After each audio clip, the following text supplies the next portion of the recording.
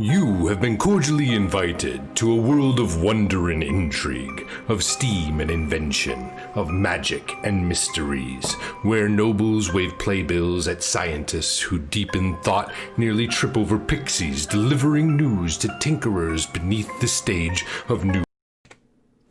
Hello everyone, good evening. I forgot to put myself in sepia tone. I am Simon at Wandering DM. Welcome to this week's episode of Adventures in Castle Falkenstein. Tonight I will be reprising the role of Edwin Thayer, the Professor of Criminology and Gentleman Thief.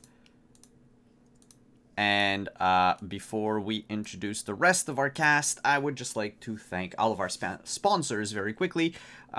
Starting with Mage and Press, makers of the 5th edition D&D supplement called Dark Matter. If you like sci-fi fantasy, be sure to check out Dark Matter at store.mageandpress.com.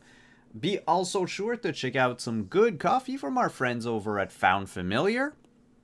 You can use the link in chat or the panels down below.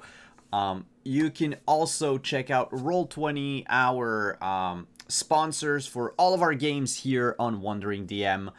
If you want to check them out, if you want to try playing TTRPGs remotely with your friends, that would be my platform of choice. And then, of course, our partners through the Diceomancy program, Level Up Dice. If you want to check them out, use the purple torch down below or the link in chat. And, of course, I shouldn't forget the makers of Castle Falkenstein, our sponsors for this show and for our Friday Cyberpunk show, are Talsorian Games. Mike Pondsmith, the founder and lead designer of art at Talsorian Games, also gave the keynote speech at PAX last week.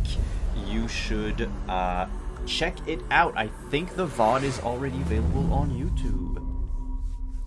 That said, let's go around the cast as I turn on my filters to look old-timey, just like everybody else.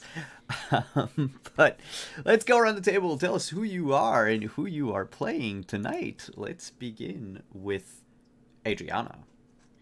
Hi everyone, my name is Adriana, and tonight I'll be playing Ekaterina von Stein.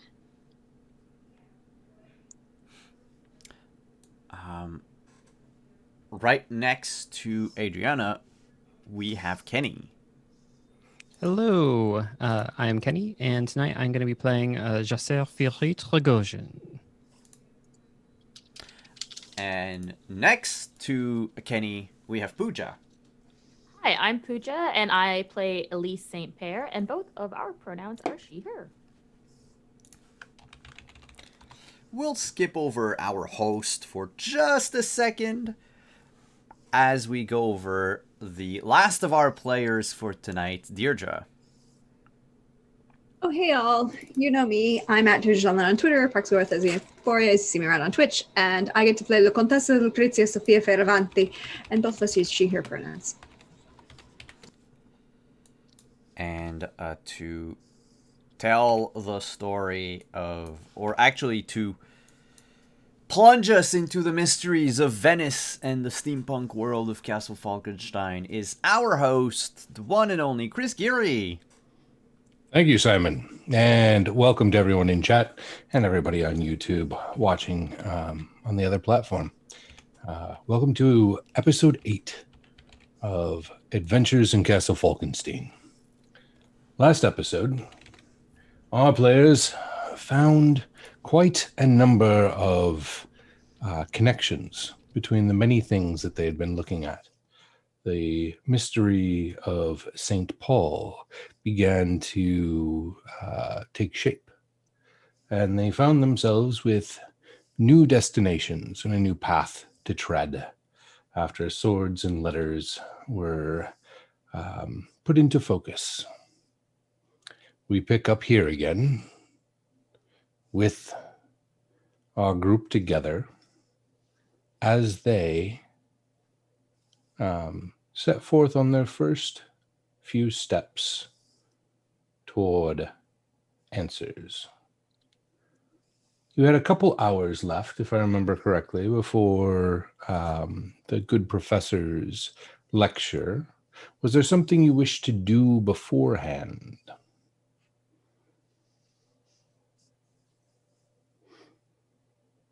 Just so I recall correctly, we wanted to go to the.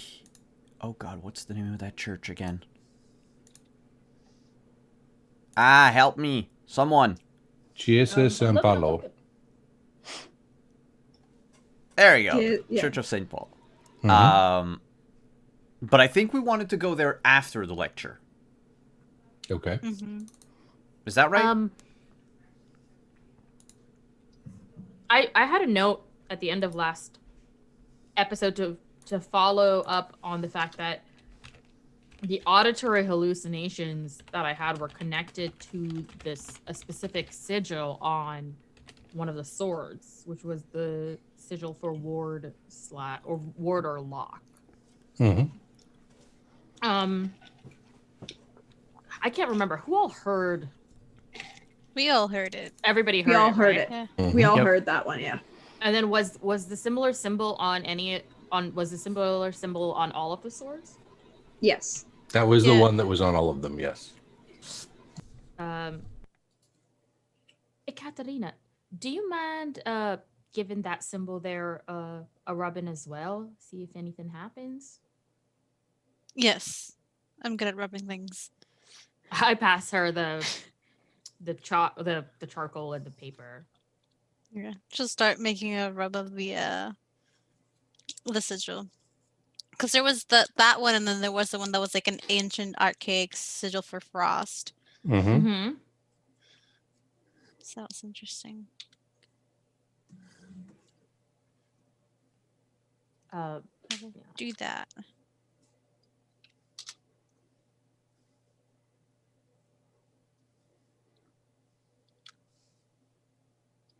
Are you using any particular skills, or are you simply just taking a rubbing of it? There's no need to. I'm just asking. Yeah, I'm trying to see. If you see me looking we don't have sideways, I any have 2 monitors, so Mm-hmm. trying to We see. need our DM, our wonderful host, to give us cards. Oh, yes. Thank you, host.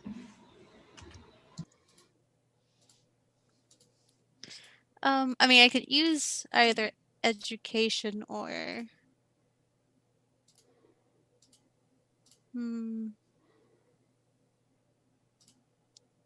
I don't know. I think she'll just rub it because it's not really an education thing.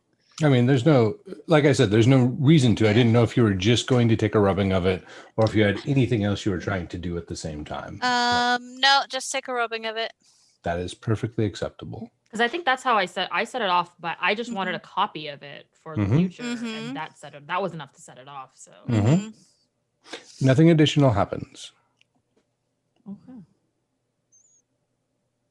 interesting. It is. I'm not sure I understand why I set off one but not the others. I think one might be enough. I think they all might. To whichever you would touch. Oh, sorry, I'm in the wrong accent. I just came up from a game where I had a southern accent, and your accent's just. I think once you set off one, it didn't matter which sword did it. Perhaps. And we have a copy of the sigil anyway, so I think Yes. we're good. I'm also gonna take a rubbing of the ancient one that was the symbol for frost. Mm-hmm. Because I think that one was on all of them, right? Oh, you're right. That was the one that was on all of them. Yeah. The lock was just on one of them. Oh, okay. Oh, okay, there we go. Yes. So I would just take a rubbing of the ancient one that was on all of them. Okay. Mhm. Okay. Do you, or as you do, you feel a slight chill. Not unpleasant. Just a slight chill. Do they all feel chilly for me? Like they all are active? Do you go about touching each and every one of them? I do. I don't lick them because I was already gonna. licked That one. was gonna be my Yeah. next question. Yes. I already licked one. It was really cold. Yes, there is absolutely a coolness of sorts that comes and kind of dances across your skin as you touch each of them. Interesting. Well, they're all pretty chilly when you touch them.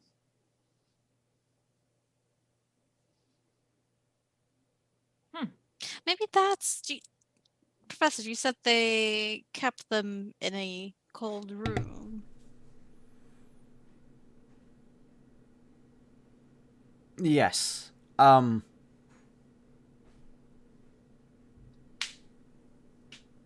the part of the container that safe that the swords were kept in was not the same part that was refrigerated. It was in proximity to it, but Interesting. All right. not the same. Well, I guess we'll see. Because you did say you would take us back there. Not in the light of day, that's for sure. Oh, of course not. Professor, I'm not stupid. Breaking and entering is best done at night.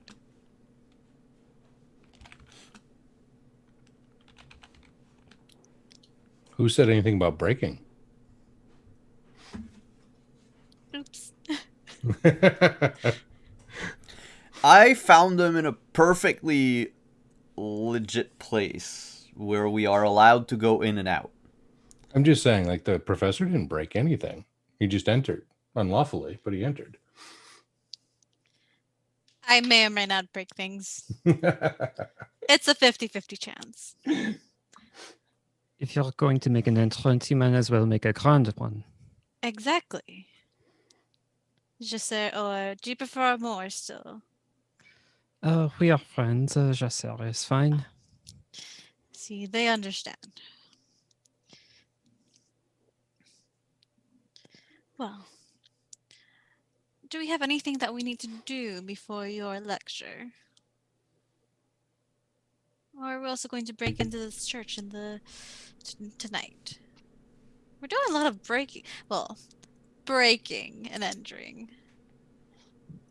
I never said anything about needing to enter the church illegally. I think it's and I'll turn to the Contessa.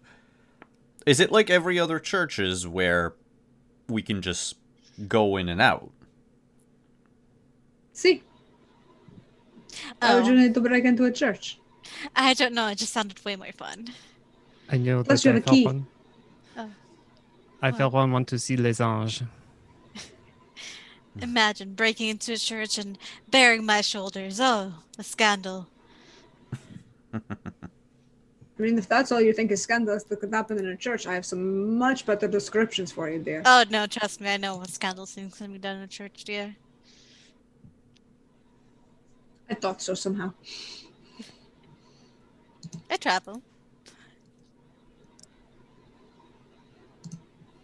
So, What do you do with the next 2 hours or so before the professor has to be ready to present and at the university? Oh, can't we just go to the church now? Don't you have like 2 hours until your presentation? Were there any other leads you wanted to run down?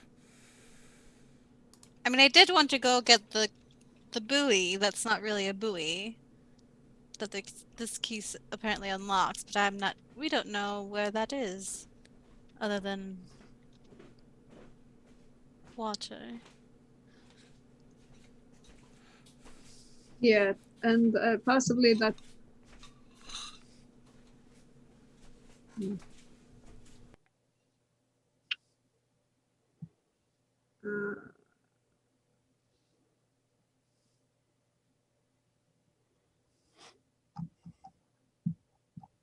Just verify my understanding, Chris. It's just the Church of Saint. It's Chiesa de San Polo. See?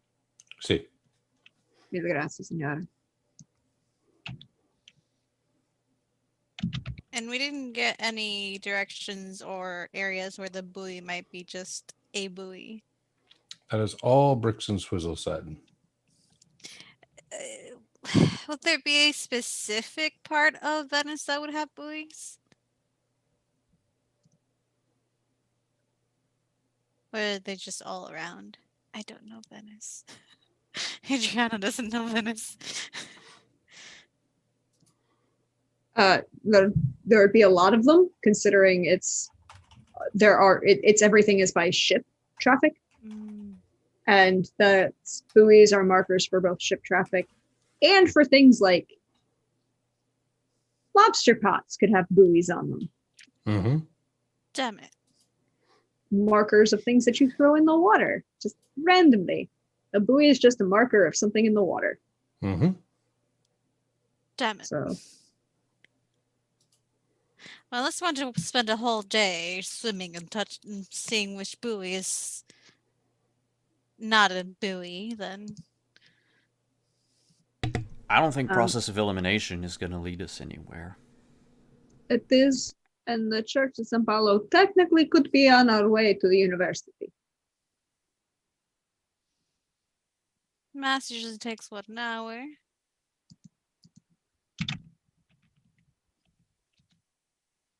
It's on the other side of the Grand Canal. So you'd have to cross the Grand Canal, which is on the same side as the university, and then you'd go, it's a little bit northeast of the university though. So, cross the Rialto and then. Then let's go. It's on the way. It's near it. We have 2 hours. What could go wrong? You had to ask the question, didn't you? I did.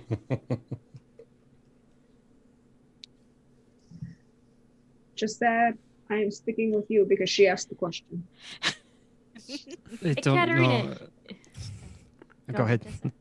Oh, I was just gonna say, Katerina, you don't strike me as someone who's afraid of tempting fate, are you? Correct. Okay. It seems to have served you well so far. I, my dear, am a good temptress. Is that what you're calling it now? What is it called nowadays? I mean, there's so many terminology. The one that I laugh at the most is wanton. Oh. That just sounds like a food. So I'm if it unfamiliar with makes it delicious, then yes. Oh, you should try it. But it's I would pronounced love to. wonton. I think. But let's go to church. Worst that could happen is that this temptress burns up, which I doubt it. I've been in many churches. Okay. Just takes a cup of hot coffee and just shoots it back. Like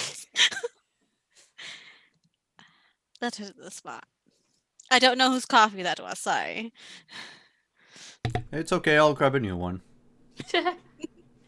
You should use a little bit less sugar in your coffee. I heard between the branches that putting a tablespoon of butter in it is the way to go. That sounds possibly gross. It sounds a bit expensive too. Also, why do you need to put butter in your coffee? Why do you want to put fat in your coffee? I'm No. just saying, I heard between the branches. Don't accuse me of anything I haven't done yet. Can I introduce you to a cappuccino, signore? If you want fat in your coffee, that's what you should do. Yes, that's true. What part of That's I have specific heard fat. between the branches also equated to I am doing it? Why would you share information that you haven't tried? Exactly. Because I'm wondering if one of you might want to try it. I For do you. not. And then Is this I would know another if it's good euphemism that I don't know about? No.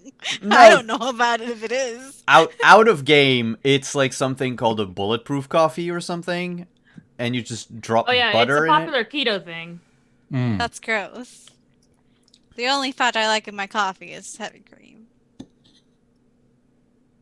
But no, I just thought the between the branches thing was really cute. I'm like, is that the old timey version of the internet? Yep. Oh, awesome. So, let us go to the church.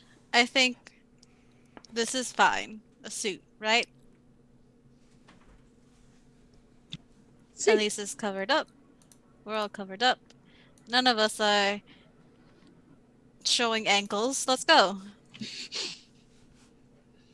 No. Although the Contessa has a very daring décolletage for, a daytime dress, but whatever. I want to say that Jacer does also have a very deep plunge. I'll be fine. I'm lifting my socks up.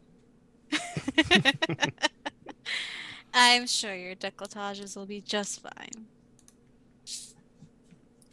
One has to appreciate such work of art.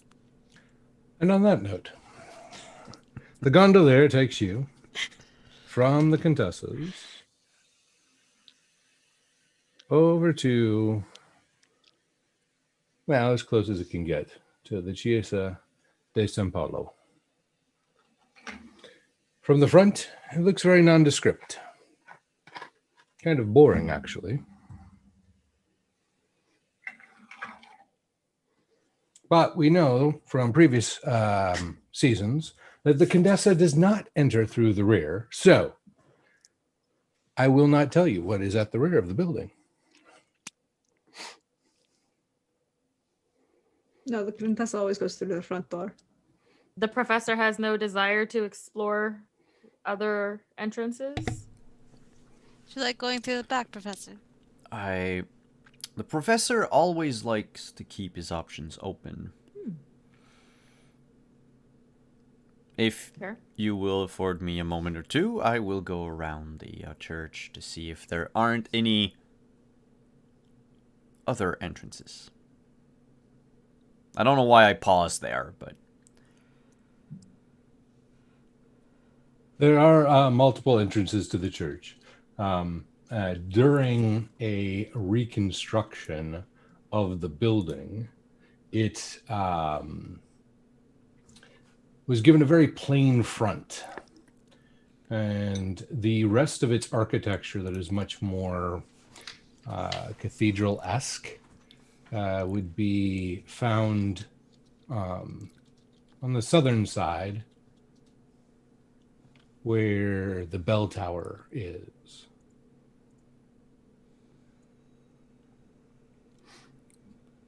But it has at the front a very Gothic looking gate.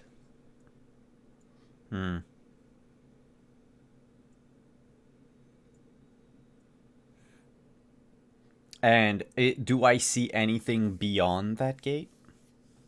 Oh no, it's like it's all in stone. So the gate itself is this style of architecture. It is not actually a gate, like a gated fence. Oh, okay. So it's big, heavy black wooden doors in the front. In the back, it's simple. It's ornate doors, but it's a single door because it's not the main entrance. And it is quite, Now, interesting. you will have to excuse my lack of church-related terms in English. But it's the same word. The back door would probably be the one that leads to the sacristy. Okay. Not like it's not something that would stand out, in churches of that era. Right? Correct. Okay, thank you. Then I'll just go back around to find the rest of the group and let them know that there's just a single door in the back. I think it leads to the vestry, and this, I don't think the 5 of us would be welcome if we were to enter through the back door. No. God knows. There's only. this look as you say that where Contessa just kind of glances at Jacer's like, no, that doesn't happen. We don't do back doors. Front is just so grand.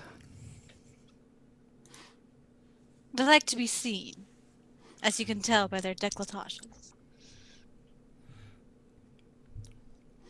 Well then, let's make an entrance, shall we? Sure. The more they are seen, the less we are seen. I will hang back, by the way. Okay. I'll let the rest of the group go first.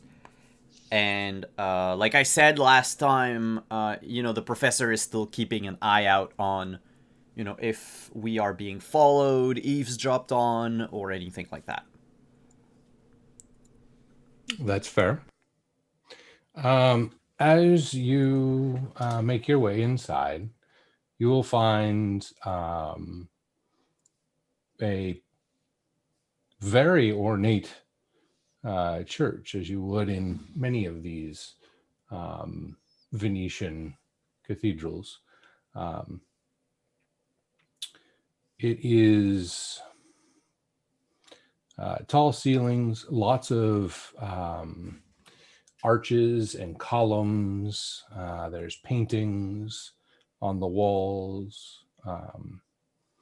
You will find as you kind of look around, you'll find there is one space that leads to oh Lord, I just lost the term for it.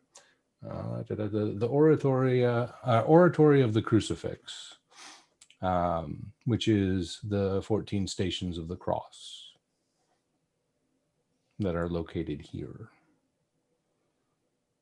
which was part of why you were everything started pointing in this direction. And I think the Contessa is like, if they will allow it, the Contessa is on Jacer's arm. Of course.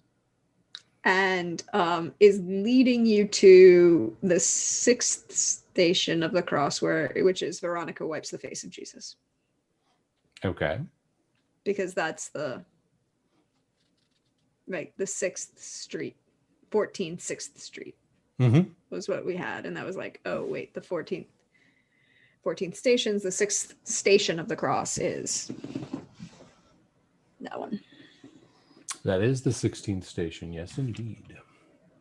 6th, not 16th, right? Or 6th, yeah, 6th station. Yes, indeed. I was like, wait, did we No, add no, two? Because sorry, that would be a very different thing, and I'd be looking Nope, at Katerina going, sorry, What could go? just misspoke. No. As you make your way there, you will notice all the artwork, and above you will notice on the ceiling is the Glory of the Angels that was also done by Gian Domenico Tiepolo. And a few other paintings. There is a painting that is the martyrdom of St. John. There is a painting of St. Vincent Fieri preaching to the crowd. There's a painting of Saints Helena and Macarius. But there's also a painting of St. Philip Neri, the saint of the 146th day.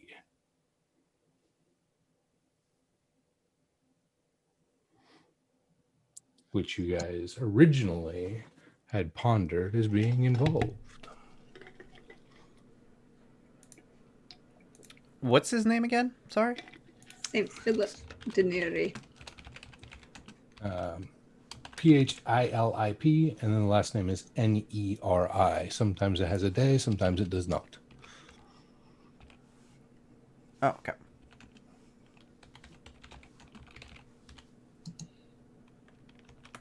Thank you.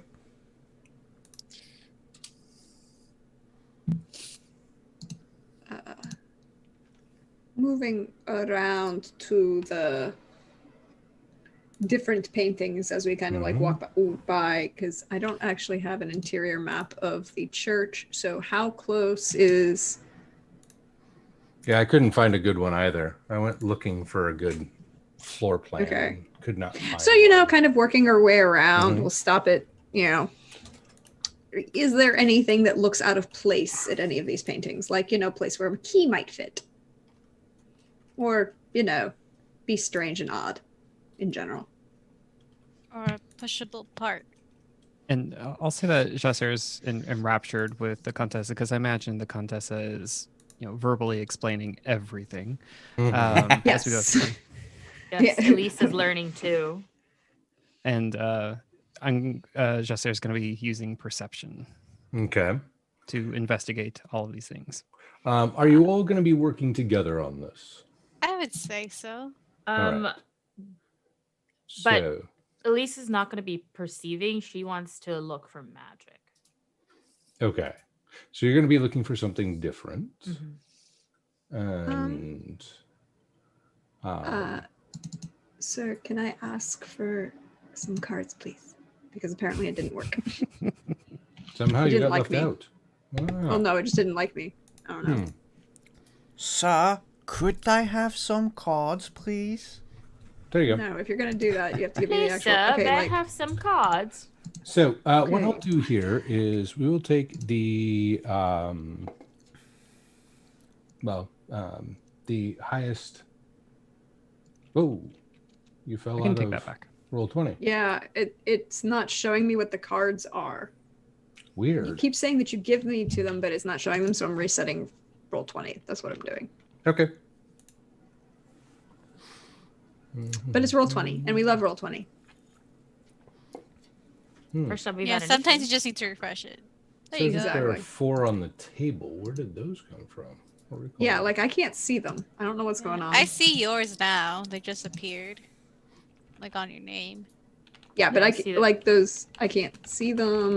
They're. Yours you cannot see. Yep.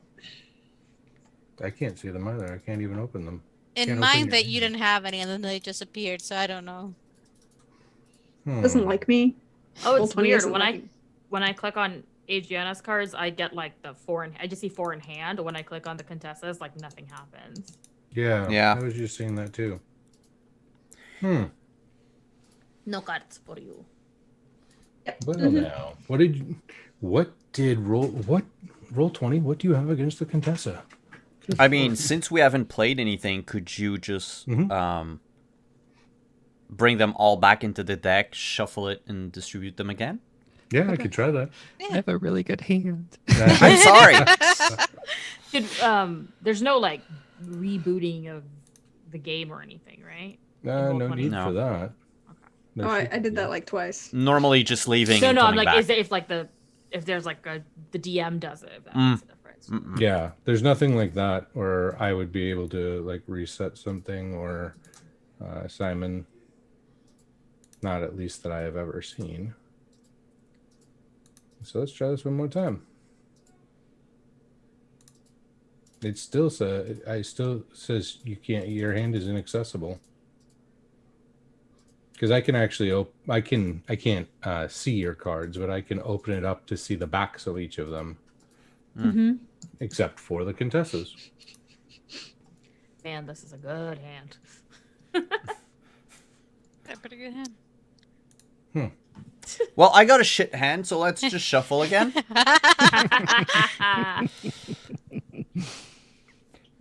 Recent player.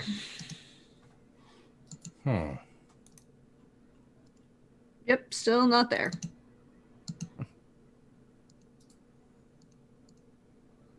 Well, let me just see something. If I draw 4 cards, can I? Nope, still can't see them. Interesting.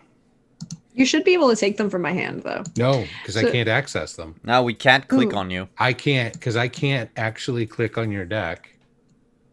Now Oh you're- wait, now you're I see. playing I them see a all. bunch of cards. Yeah, I can't see them. Even if I play them, I can't see them. Yeah, I see them on the Well, at worst, we see them, so we can tell you Play that one. No, now they've all been deleted. Yeah. Oh, and Well, you because there left. were 8 of them. That's why I deleted them.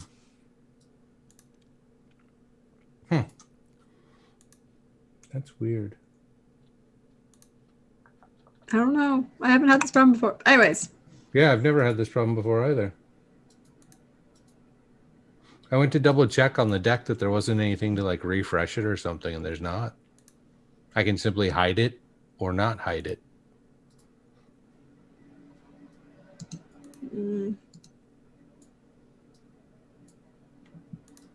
Which I find quite amusing. it wasn't like I changed anything either.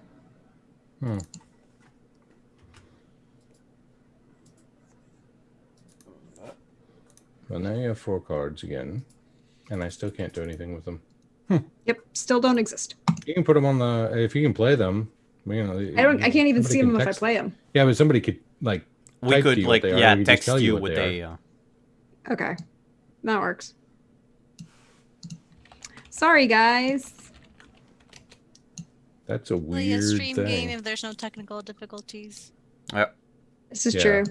All right, so there are my cards. Don't know where they are, but they're somewhere. I'm moving them to where people can see them. Screenshot. Okay. There we go. Yeah, I'll send you a screenshot, Deirdre. Mm-hmm. Cool. Sorry. Yeah, I'm trying to work perception to figure out what the hell is going on in this church. Yeah. Excellent. You have a diamond. That's good. My base perception is great. Don't So, Here's what you don't- have. try to see how many 7s or whatever's we have. I have 2 left. Now I have 1 lucky 7 left. Yeah. I don't know how many I have left. I We think all I have played one all- lucky 7. We all have 1 lucky 7 left because we got one last round. Well, I had 2 left that I hadn't used. Mm-hmm. We each have at least one. I'm sorry. I should Oh, at least one. Yeah. So, you have 1 diamond. Do you want to go ahead and start us off with that? Sure. Why not? Okay. So, who in the group that is helping to look through the building will do Elise's separately? Has a number greater than 6? Well, if I Of was gonna say if Jaser was helping with the perception, I could help with the magic search. Whatever you want to do is fine. I mean, I have good diamonds, but Oh, you don't. I go ahead and help the Contessa. I think. okay, I can help the Contessa. Well, the thing is, like, if you help in this system, what it does is it actually goes to our combined score and then the lowest card played. I'm using a different process. Okay, then never So- mind. So you need basically a high diamond, right? Yep. There we go. So, do me a favor and take the 6 from the table because you're swapping it out. Mm-hmm. So go ahead and put it in your hand. In my hand. Mm-hmm. Take guy. There we go. And now we have a queen. Does any one of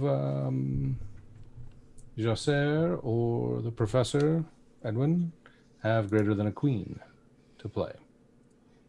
Well, I mean, the professor himself is a king, but Okay.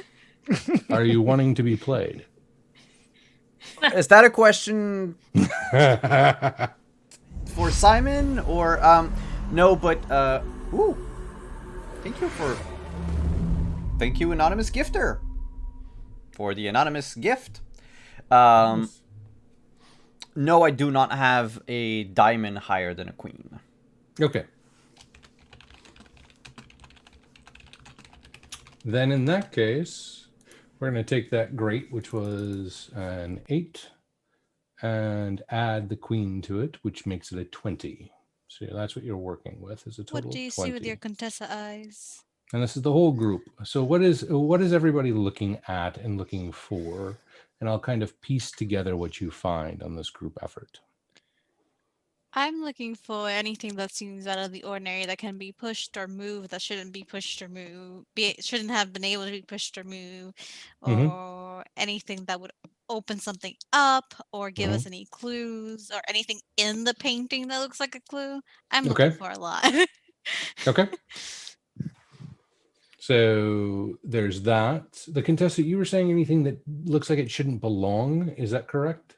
Yeah, tied to like the iconography or like, a lot of things have,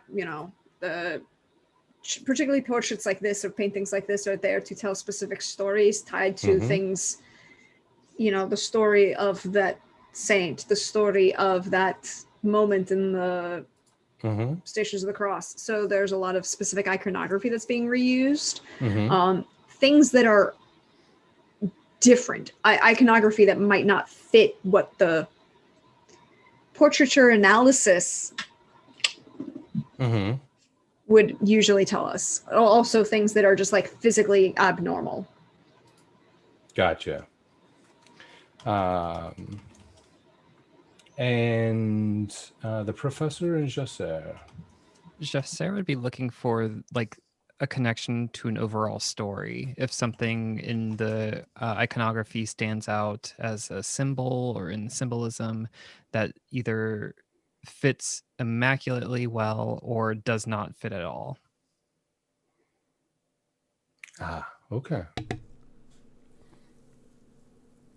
The professor was going to use his thieving eyes to try to find.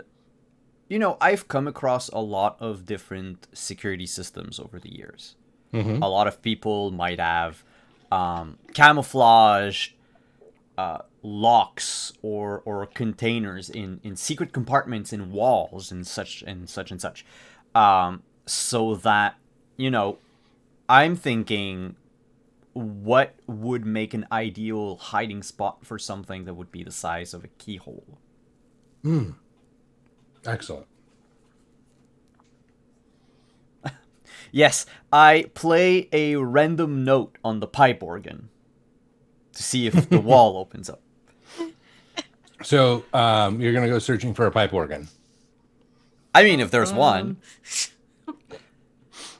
Not in this vicinity, no. But this particular church is known for putting on productions of operas and plays. So there is some form of music that is shared for more than just church services. So as we kind of go around there, before we do though, let's go ahead and have Elise play your card Okie-doke. and tell me what it is you're looking to perceive. The Ace of Diamonds. And Elisa's sorcery is great. Okay. And so she is looking for this is a church, there shouldn't really be much sorcery here, but she's specifically looking for the kinds of sorcery that she's encountered in the last couple of days, even if it is not sorcery she understands, because of course she doesn't really know much about not just sorcery, but even like fey magic, because there has been a lot of that. So like just really anything pinging the general magic radar by giving off like a magical aura or something like that. Like, I don't know how this works. Like if there was a keyhole covered by a painting and if it were somehow affected by magic, would that be detectable through the painting? It depends. If you're casting a spell, yes. In this case, probably not. Okay. So Yeah. As you're kind of scanning the area for different signs and sigils and elements of magic that may be apparent to you with a 22, you find yourself discovering This building has a lot of wards. Like a lot of wards. All right. I will in an undertone share that with the group. Some of them are extremely subtle, and if you're not looking for them, they are literally in the variations of color within the marble. Wow. They are intricately woven into basically all materials of this building in some way, shape, or form. This is a network of wards that you have not seen this kind of, should we say, complexity Mm-hmm. in a non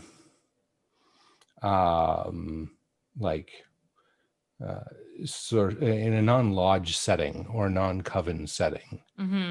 For a place that is supposedly, I mean, it's public, obviously, but also supposedly quasi anti-magic in some ways, depending on who you speak to amongst the Catholic faith.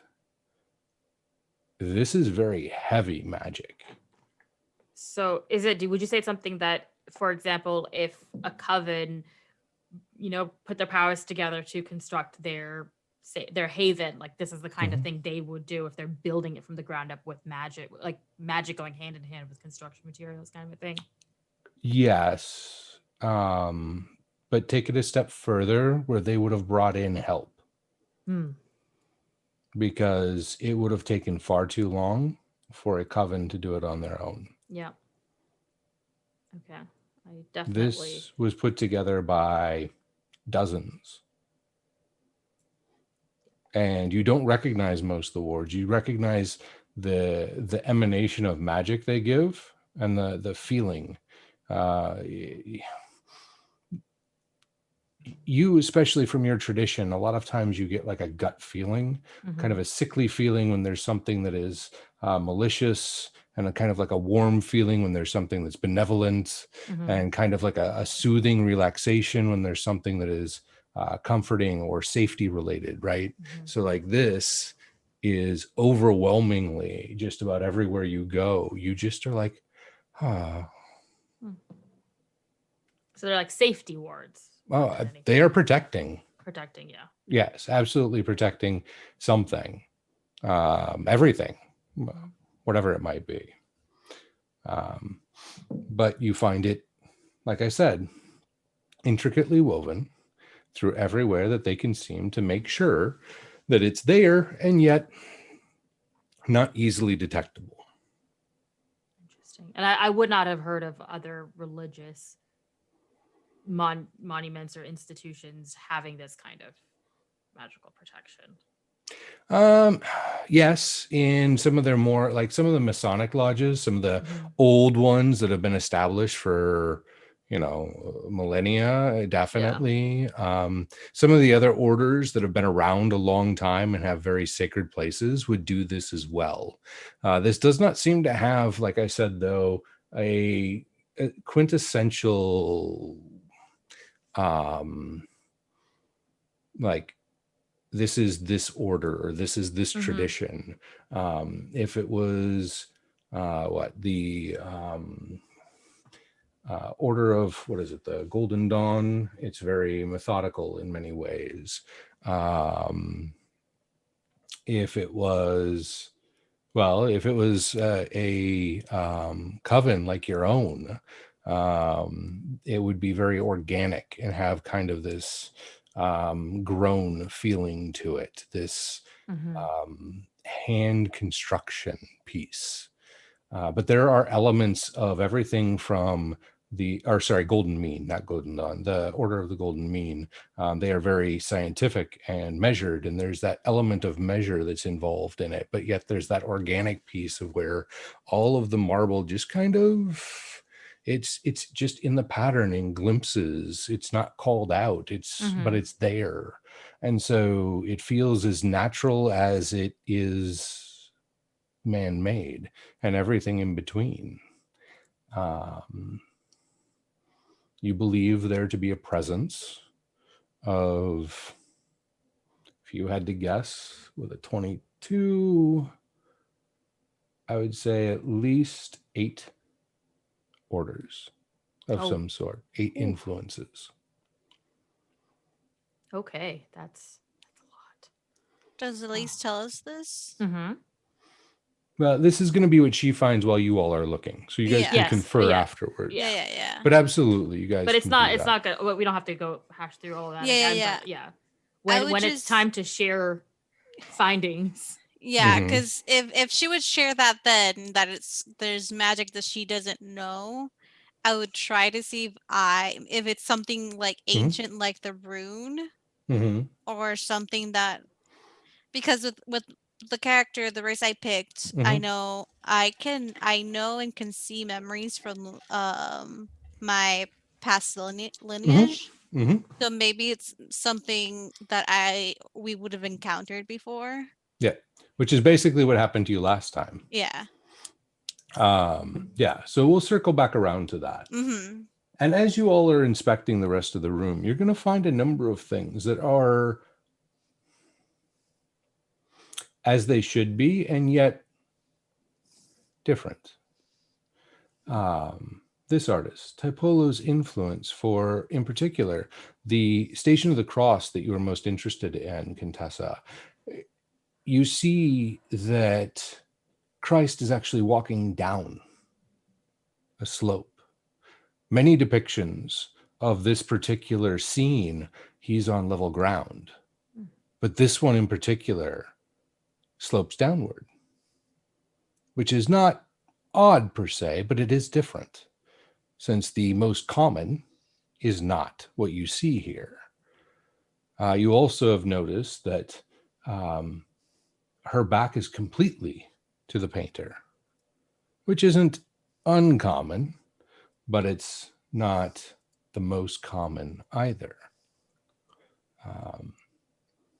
With St. Philip Neri, which Edwin had brought up as a possibility with the first clue, you'll notice that he is kneeling and looking upward.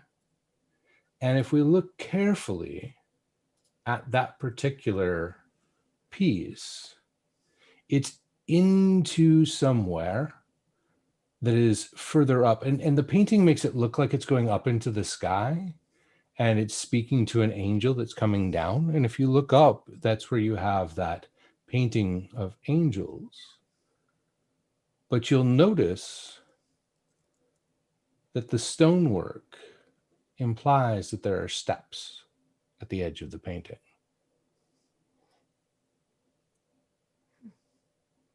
There are not steps immediately around where you are. And these would be steps going down. You'll also find not a keyhole per se, but in the style Jasser, as you're looking about, the style is very consistent. This is one artist that's done all of this for the paintings themselves. But the frames have been changed from time to time. And you will notice that most of them are fairly consistent in their level of quality, level of craftsmanship. But a few of them have a familiar quality, something that kind of reminds you of your last journey, which lands on the 6th station of the cross with Veronica and St. Philip of Neri.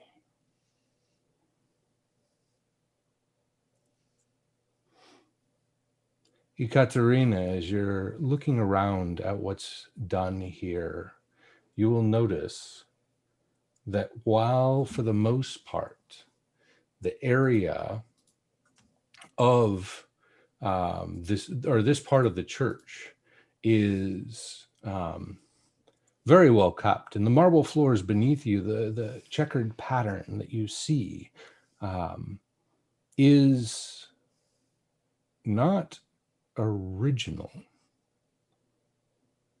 The original floors are probably lay behind. There's something about them and their construction that makes them feel like they were placed here as one would don some sort of armor, protecting them from something that might pierce. Hmm.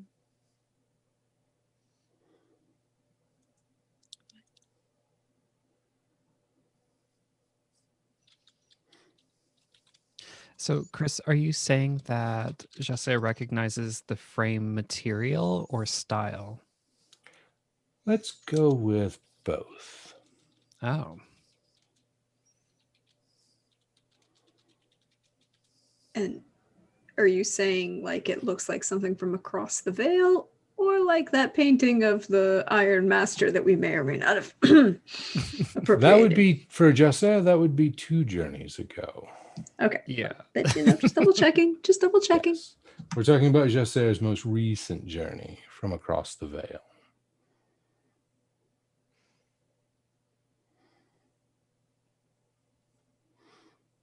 I think that's the first thing Jesse would comment on. Mm-hmm. The flames, they are very familiar. Do you wish to take more time and study them? Yes. You don't need to play another card. I just want to know if you're going to put in, as soon as you notice that, if you put in the rest of your effort into that. Yeah. If that's the case, you will notice that these frames are indicative of those that you have been shown in the past that were gifts, political gifts. So if a painting was given from one court to another, the frame around it had a certain style and a certain material quality that would be given. There's a different quality and different style that would be kept for themselves. Not necessarily lesser, but definitely different. This reminds you of those political gifts.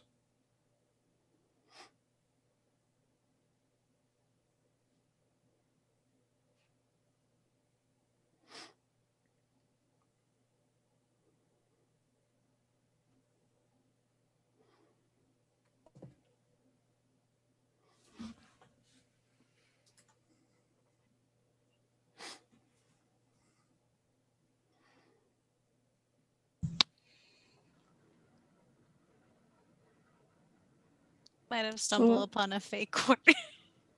So what That's is, my idea.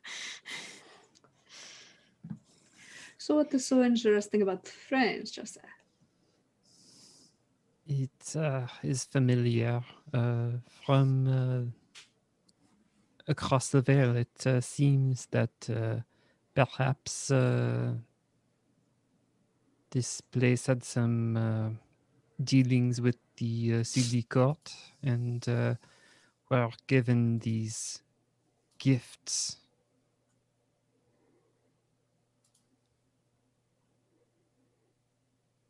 Or perhaps a doorway to one who might be considered important. Perhaps it depends on.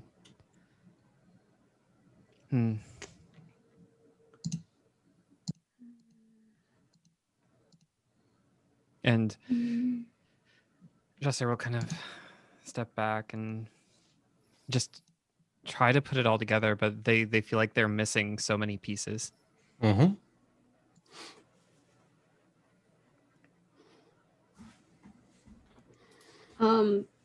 When the Contessa hears that and looking at the steps and into the painting that are, the impression of steps in the painting, Mm-hmm. then the impression of steps, the downward trajectory of Veronica. Mm-hmm. Can I use her ability with glamour to see if there's, how to phrase this, in like the leap of faith in Indiana Jones? Absolutely. And according to other people, I have that very nice King of Hearts. Mm-hmm. And glamour is hearts. Mhm. And her glamour is good. Excellent. So I'm going to put that up there. Okay. So that would give you a 19. Because she's looking for something that might be intentionally hidden in that way. You are Or- pretty certain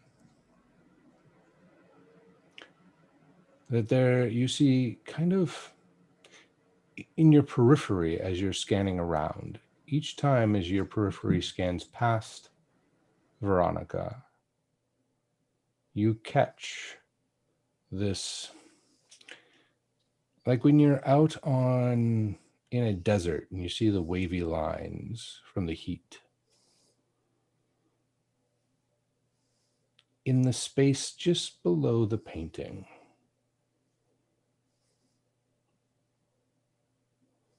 from basically the bottom of the frame to the floor,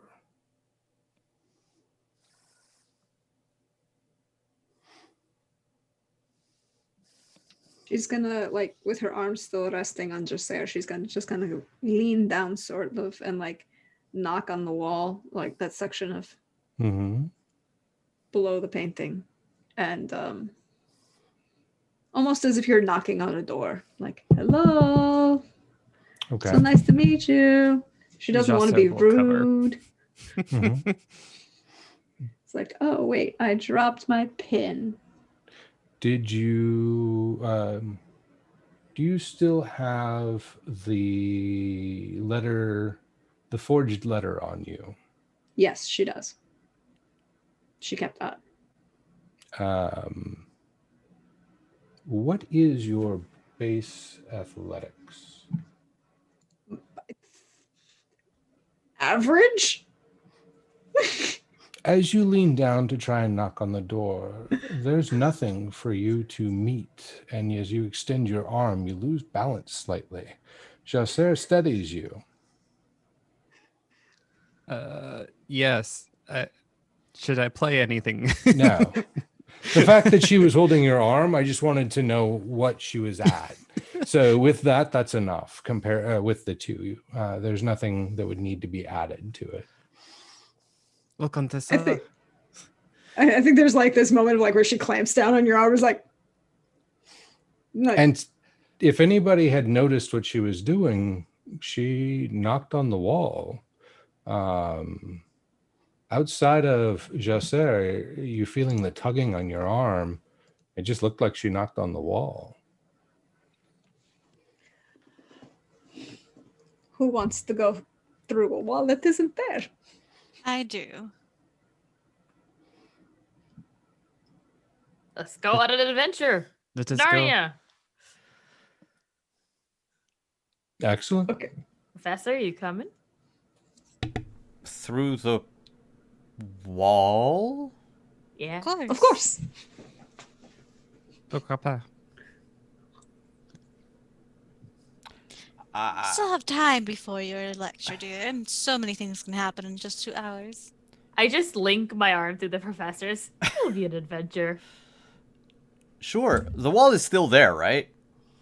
Everything looks to you like it's still fully intact. I will trust that everyone else knows more about magic than I. Very true. But the professor will still close his eyes before making contact with the wall. Elise, do you happen to have the scale on you still? Yes. Okay. Are you going to lead the professor through first, or are you going to let Jasser and the Contessa go through first, or Ekaterina? They're closer, so she'll let them go, and I believe the professor and her will bring up the rear. Okay. I think the Contessa links her arm through Jasser and like kind of points to Jasser to like grab Ekaterina.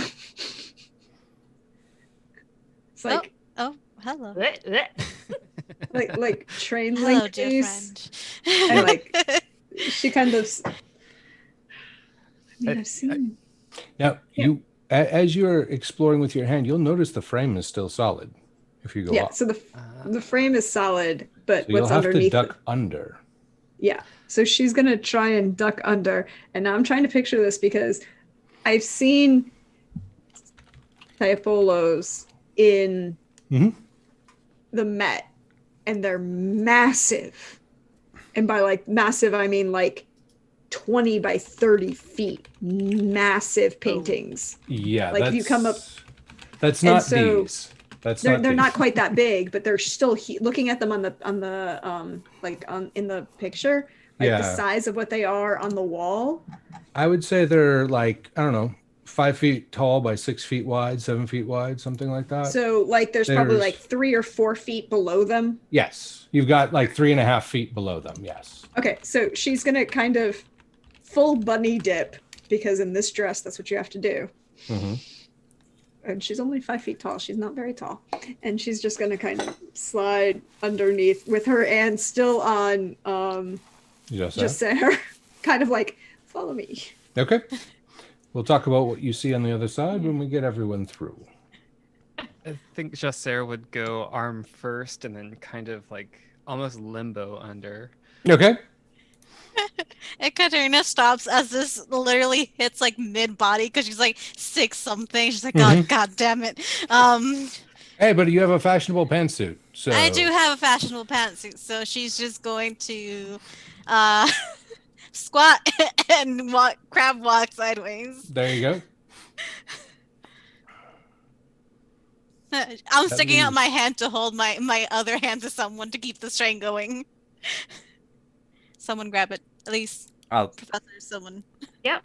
Or Okay. I guess, yeah, at least we'll grab the other hand, and she's got her arm linked with the professor on the other side. Yeah, you'll notice the professor is still somewhat reticent.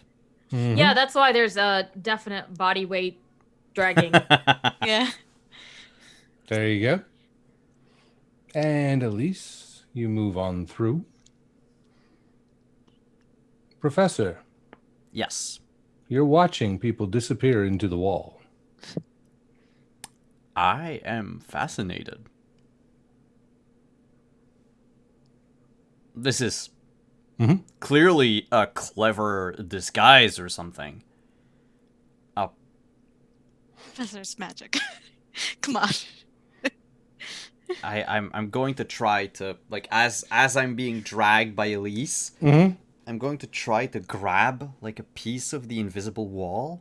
Mm-hmm. Well, not invisible, but the illusion. Mm-hmm. Like, because he's expecting something tangible somewhere. Yeah. And there's nothing as he moves through, groping at the air. And on the other side, you find yourself in a older stone. The stairwell has a bit of a landing, but the Contessa would have had to go down a few steps as more people were coming in, along with probably Jasser. You would say this dates back to before probably 10th, 9th century, maybe earlier. Now this is magnificent. And it's well lit. Does it smell differently? Does it taste? Air I'm not gonna like it. does smell differently. It smells natural in a way that cities don't. Earthy. It doesn't stink of sewer refuse. No, So not a basement in Venice. it does not stink of sewer refuse. I think when she comes through, after she everyone starts coming through, the Contessa pulls the pin from her hair and lets her hair down. Okay. And she's holding in her hand that bronze knobbed pin. As It's also got like a foot and a half long Mhm. spike on it. as you pull it out and you hold it, you'll notice that old antique bronze looks much newer. It's picking up the light from whatever fixtures. You can't quite look directly at the light up there to see what kind of fixtures they are. No matter what you try, it seems to be just too bright to focus on. But whatever light that is that's coming from the ceiling of the stairwell is glinting off of that pommel and gives it a very fresh and renewed look.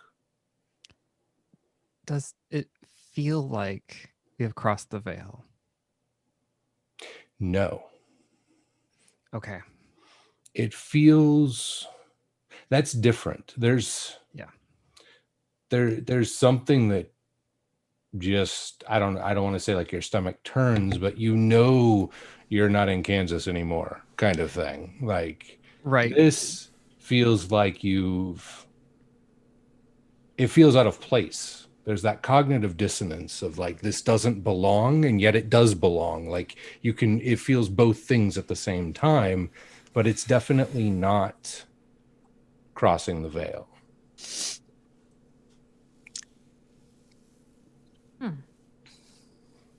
Shall we? Do you descend the spiral staircase? Down the rabbit hole we go. On y va? Who's playing Alice? The Contessa. Clearly. No, I'm not. I'm not playing. I'm not playing a 9-year-old being creeped on by a Don of Oxford. Do you realize? Oh, okay. Sorry. Sorry. Do you? I haven't seen work like this in ages. Mm-hmm. This is old. Yes, it is. It is very intriguing. How common is this? Not very. Because if this goes out to the general public, Wish it my won't. work will become exponentially more difficult. Oh, do you mean like illusions in general? We have crossed a solid wall to end up in some sort of catacomb. I'd like to think everybody else is just looking at each other and then looking at the professor like, uh-huh. Do you not realize they've hidden an entire dungeon in this church? What's next? A dragon? Senor. And like there's like the Contessa starts to say something, pauses like, no. Signore, next time you come, we'll have to go to Roma and we can talk about all of the wonderful like basic buildings that are hidden in that city. No, those make sense from an architectural point of view. No, I mean like No. Magically there's, hidden. There's an entire city. Have you been to the Vatican, Signore? I have not yet, actually. Simon just decided that. Katerina just pats his cheek like, oh, Professor, you're so... Professor, did you Endearing. not hear me earlier about the magic and the orders and the walls? Does secret catacombs strike you as strange in all this and all that? There's a difference between hearing about it and then And actually actually seeing living it. it. You heard a voice. We saw an apparition. What is I have different seen- about all of this? I've seen ventriloquists and magicians do the same. Bah. We're not of those sorts here. And neither is whoever's setting up this little game. Well, in that case, you will pardon me if I am less useful than I thought I would be. Oh, I'm sure you'll be useful, Professor. There. You never know what we might turn up down here. There are always locks. Great. Are they magical? Could be. Then I am thoroughly fucked. But perhaps with our powers together, Professor. Do you think? And he would try to like get a little closer to Elise and whisper, do you think it would be possible for me to learn such magics? Or is it something one is born with? I think it depends on the practice in question. The magic that I practice, I believe I was told they saw promise in me, but it is one that was studied over many years. So I wasn't a great practitioner from day one by any means, or a protege. So I think anything is possible if you find the right tutor and the right branch of magic. To me, what you do, Professor, is like magic. You get into places where people cannot go, and you retrieve such beautiful objects. That is not magic. Would you consider magic an art?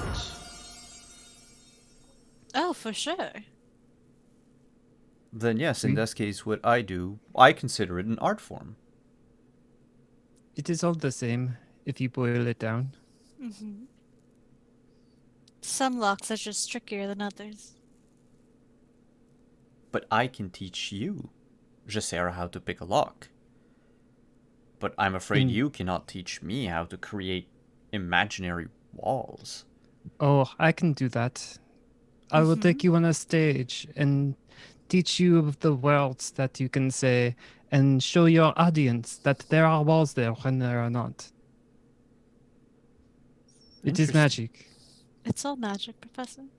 I would like to take you up on that offer. D'accord. But first, how about we go down this dungeon? It's not a dungeon. It is merely a catacombs. There's two very different things involved with that. See, if it was a dungeon, we'd be very concerned about somebody actively attempting to try and, kill us or lock us in here. If it's a catacombs, everyone here is already dead. I haven't been to either in such a long time. Do you know the I have so many questions now. Who is the family in charge of these catacombs? And then are they... But they might also just be somebody's house, so, Are these catacombs? Are you descending the stairs as you have this conversation? Yes. Yeah. We are the least We're walking and sneaky talking. people. Yeah. Wonderful.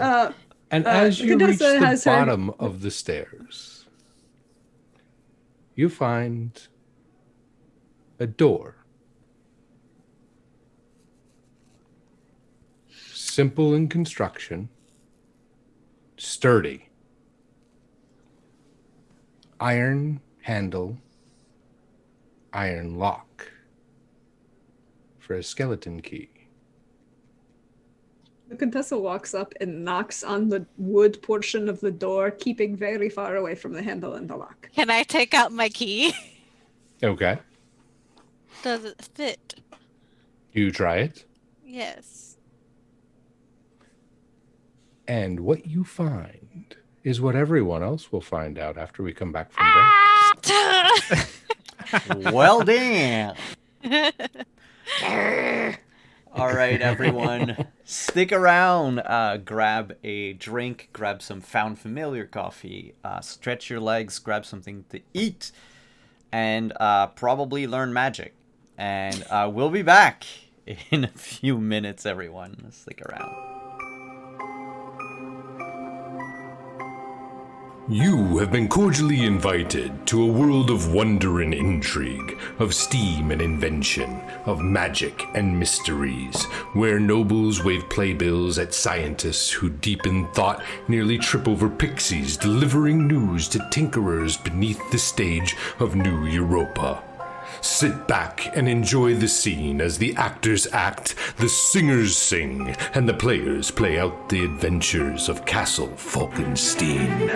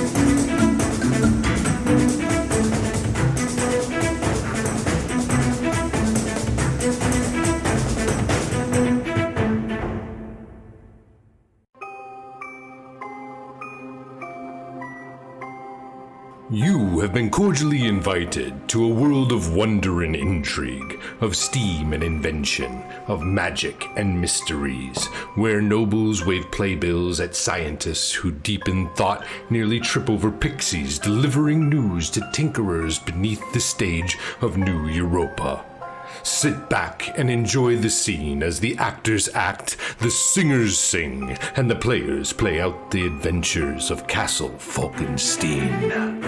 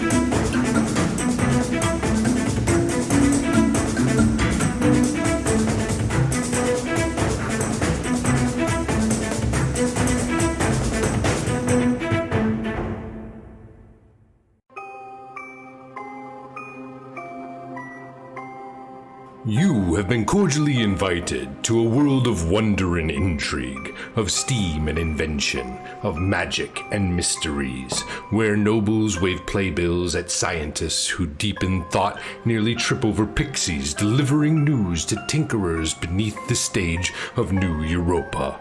Sit back and enjoy the scene as the actors act, the singers sing, and the players play out the adventures of Castle Falkenstein.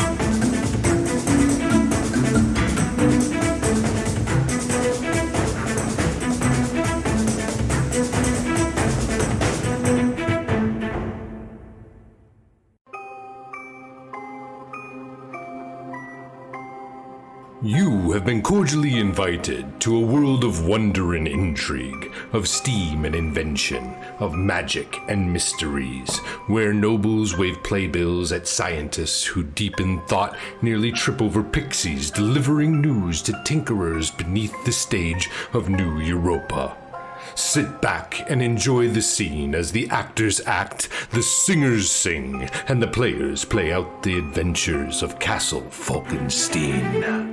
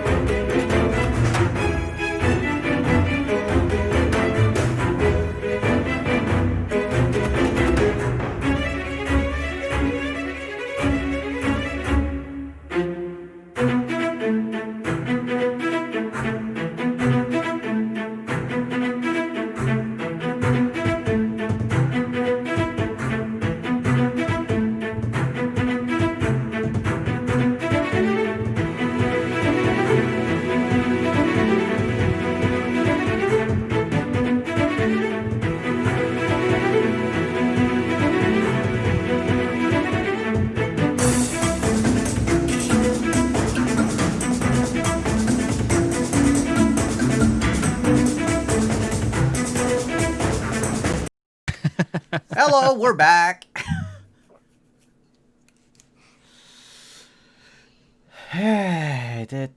Going down the stair. No, the door.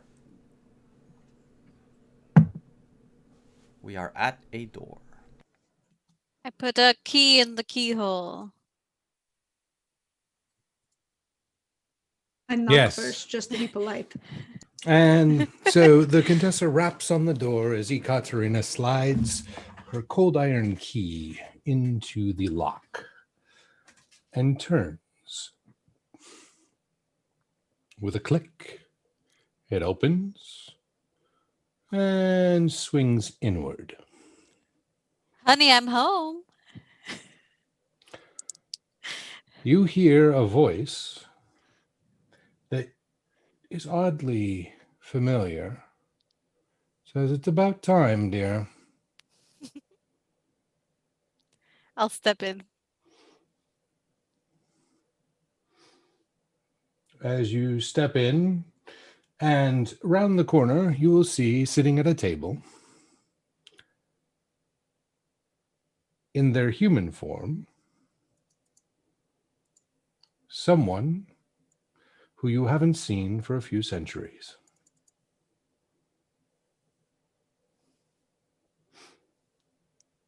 Uh-huh. Why don't you give the audience a little bit of a bonus and tell me a couple of details about the different women in your family? There there aren't many who I still talk to. But most of them are very strong-headed and are stuck in their ways. Others very judgmental, very traditional, to the most ancient forms. And there are a few like she that very very few that go off and do the complete opposite of what their kind should be doing. This one strikes you as a little strange because you would not expect this person to have been there. In fact, you haven't seen this person in quite some time, since the last time you had quite an argument. Both, fiery with your words and anger. It is Mother Dearest. Oh shit. That's what you hear from Katerina. Mother dear, hi. I'm glad you finally got my note. Took you long enough to figure it out. Should have actually drawn a real map this time. I see you're still the same way you are. Oh, not at all. I mean, look at me. I'm practically a dwarf. Because you know your that's where you get your height from anyway. So that is not at all the stature that she has. May I ask you, why exactly did you put me on this little hunt? I wanted to show you that I am not as stuck in my ways as you said that I was.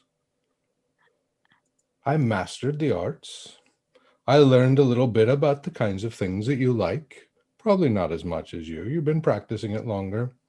But, I got this fancy title of Rolst von Gribben something or other from the dwarves once I mastered their art of Cold iron. cold iron. Yes. Yes, that's what they called it. We used to call it meteoric, but whatever. Yes, they changed recently. I think meteoric's much better, but It has a certain ring to it, doesn't it? it does. It just sounds better, It also used to put the fear of whatever into the dinosaurs, but Well, it matters. Oh, mother, these are my friends. Ah, you brought friends? Sorry. Yes, this is Contessa Lucrezia Sofia Firavanti. This is our friend Amor. This is Elise. And this is Professor. I was gonna say Simon. Professor Thayer. Ah, a Contessa, a professor, an Elise, and Opera. an Amor. Elise is an opera ingenue. Oh, And Amor is an actor. well, you have quite the social circle. Yes, they are not aware of certain things. Just Oh, really? yes, really. She just smiles. She's not wearing glasses like you are. Mm-hmm. And she gives everyone a wink. Well, I guess you're all involved in our little family reunion. Yes. Everyone's I just my wanted to mother. see you. But is there something else on your mind?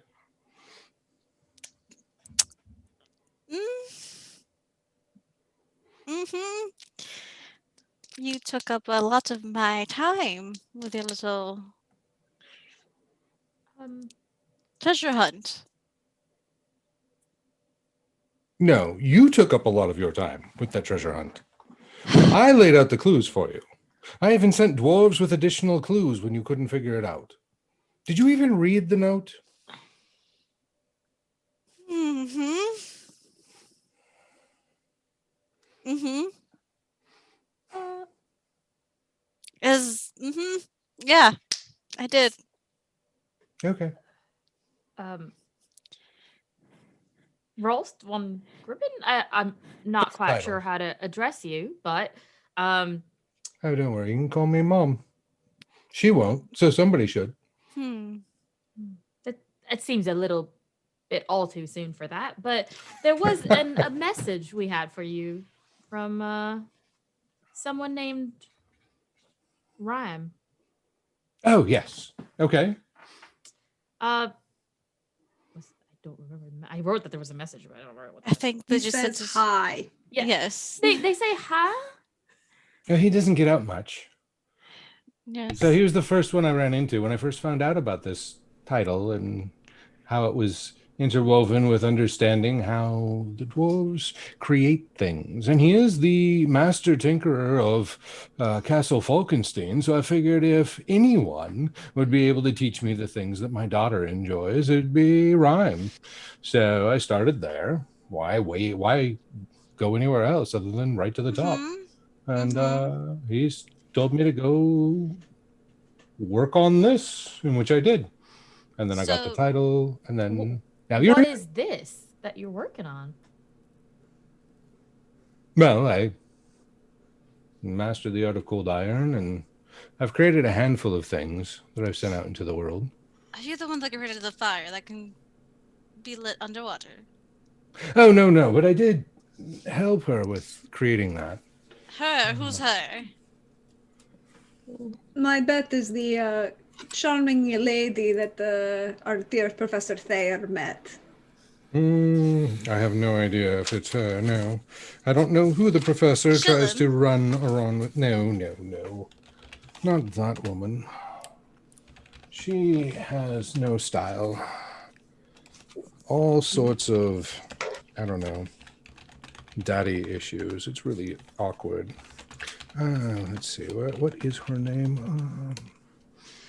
I even tried to keep Nora. it any secret. Nora Eade. She is an English woman. She brought me the iron from somewhere north of London is where she found it to craft the key. And then I decided why not make another one for this door so that way I could send it to my daughter. But because there was enough, iron left over. So I made two. One for this door and then one for whatever the project that she was working on. Prototyping this fire that burns underwater. It was quite an interesting concept, but I didn't quite understand all of the science behind it. The magic came to me quite quickly, but the science was a little strange. Maman, the Fae, what are their involvement? Oh, the Fae. Yes. You What did they bought tell this me? entire place. Did I? No, that was done long before me, dear. I Um, was about to say. Well, I shouldn't say long before me. Long before I had the title of Rolst von Gribben. But it's actually not older than You're me. so old. Oh. Do I look it, though? I mean, seriously. No. I cast a sidelong glance at the professor. At this point, Ekateri's just my... taking off her sunglasses and he's just holding like... Is the professor picking up anything that's being dropped here? The professor is like eyeing Mom. Okay. And then looking at Ekaterina. They'll probably look about the same age. Mm-hmm. He's not saying anything, but you can see like his mouth is agape. Mm-hmm. And he's trying to compute like, okay, what kind of magic would allow people to live for so long. About 5 minutes of his gaping, Mm-hmm. when the mom and daughter are having their conversation, at least because she still has her arm linked with him, will just lean over and say, "Dragons." That's it. That's all. That's all she's gonna say. Given his earlier Dungeons and Dragons comment, just let him chew on that. And So- he looks at Ekaterina under a new light. And he will, or she will look at her daughter and go, "Did you notice the strangeness of the wards, though? Yes, I did. Can you believe that they helped with this?" No, I can't. That's very out of their repertoire. That's not what they do. It really makes me wonder. I wonder if they have somehow infiltrated the Roman Catholic Church. That would be It's strange. possible. That would be strange. They, But it's also not strange. But isn't it also strange that a dragon has the title of what a dwarf would have? well, I mean, I don't know who other than a dragon or a dwarf could actually pull it off, because you That's very literally true. have to craft this stuff in flames that are so hot that they would melt your skin, unless, of That's very course, true. you are not bothered by such things. So, Well, the jig is up, everyone. Do you even try to hide what you are? oh, you hadn't told them yet. I told. And she smirks. She's always so modest. It doesn't matter, dear. If they go out into the streets and start talking about dragons beneath the churches, everybody's going to either laugh at them, lock them up, or kick them out of town. That's true, but To be honest, the only thing strange to me about that statement is the under church concept. But then again, we are in Venice, and in Italy, most things end up under a church somewhere. that's very true. Well, Well, where else would you want to put sacred flame? Is that what we're calling it? I mean, you can go look at it for yourself if your eyes can bear it. But yes, I would like to go look at it. and she will just kind of, with her head, just kind of point down a hallway, and you can see a amber kind of glow that's coming from the cracks of a door at the end of that hall.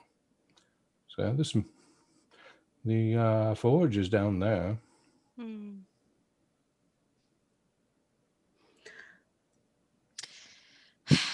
I'm going. She just walks away to the forge. I apologize. Your daughter was very charming in introducing us to you, but she kind of neglected your name. You are Signore. Oh, what name am I going by this century? Whatever you choose. I understand these things are fickle. Oh, I don't know. What did I give the dwarves? Ah! I get so tired of all of this name stuff. But you're right. It was very rude of me not to give you something to call me other than Mom. That was awkward. It was just Yes, the it first thing was, that I came up Mother. with. And it embarrassed her a lot, which was the fun part. No, I totally understand that. It's just my mother is still living, so Mm-hmm. you know. That's fine. Catherine's like, knowing her, she probably took my same name I did. Oh no, I would never do that. You can call me Misty. Mm-hmm. Dragon. Misty. Yes. That's the name you chose. No, I couldn't think of something better. So when the dwarves put me on the spot and asked me for a name, I actually gave them one of the old ones. Reusing names. Mystara Firebrand of the Fourth Star, Rage of the Eternal Earth, Collar of Death, that whole spiel. It's just what rolled off the tongue at the time. So they decided to cut it down to Misty because it was easier for them not to get scared. That's true. Honestly, I think the whole very impressive title thing would work for you. I would embrace it. It didn't work for the dwarves. It usually It works for me. intimidates people. So For them, bring it just them took up wine. too much time. They were so worried about, well, if I have to say all of that, how am I ever going to get to the message that I have to share with you? And I'm like, all right, fine. You want it 1 or 2 syllables at least, or at most. So, Misty it is. And the Contessa kind of turns him like half sotto voce to Jacer, says like, when we do this as the play or in the book, you have to use the full title. Of course. I do believe that this name is quite respectful and in the future will only be used for people of the highest social standing. May I doesn't still work. call you Maman? Oh, of course, dear. you don't Since no one else will, someone should. Oh, boo-hoo. My daughter doesn't call me mum. Call you mother. Oh, that almost felt sincere. Next time, put a little heart into it. Can you tell that we're related? Absolutely. She is so full of energy. It's exciting. And curiosity. Yes, absolutely curious. And with that curiosity, as you make your way down the hallway and you look into the forge, you will find at the center of it a very small flame. But it is completely white.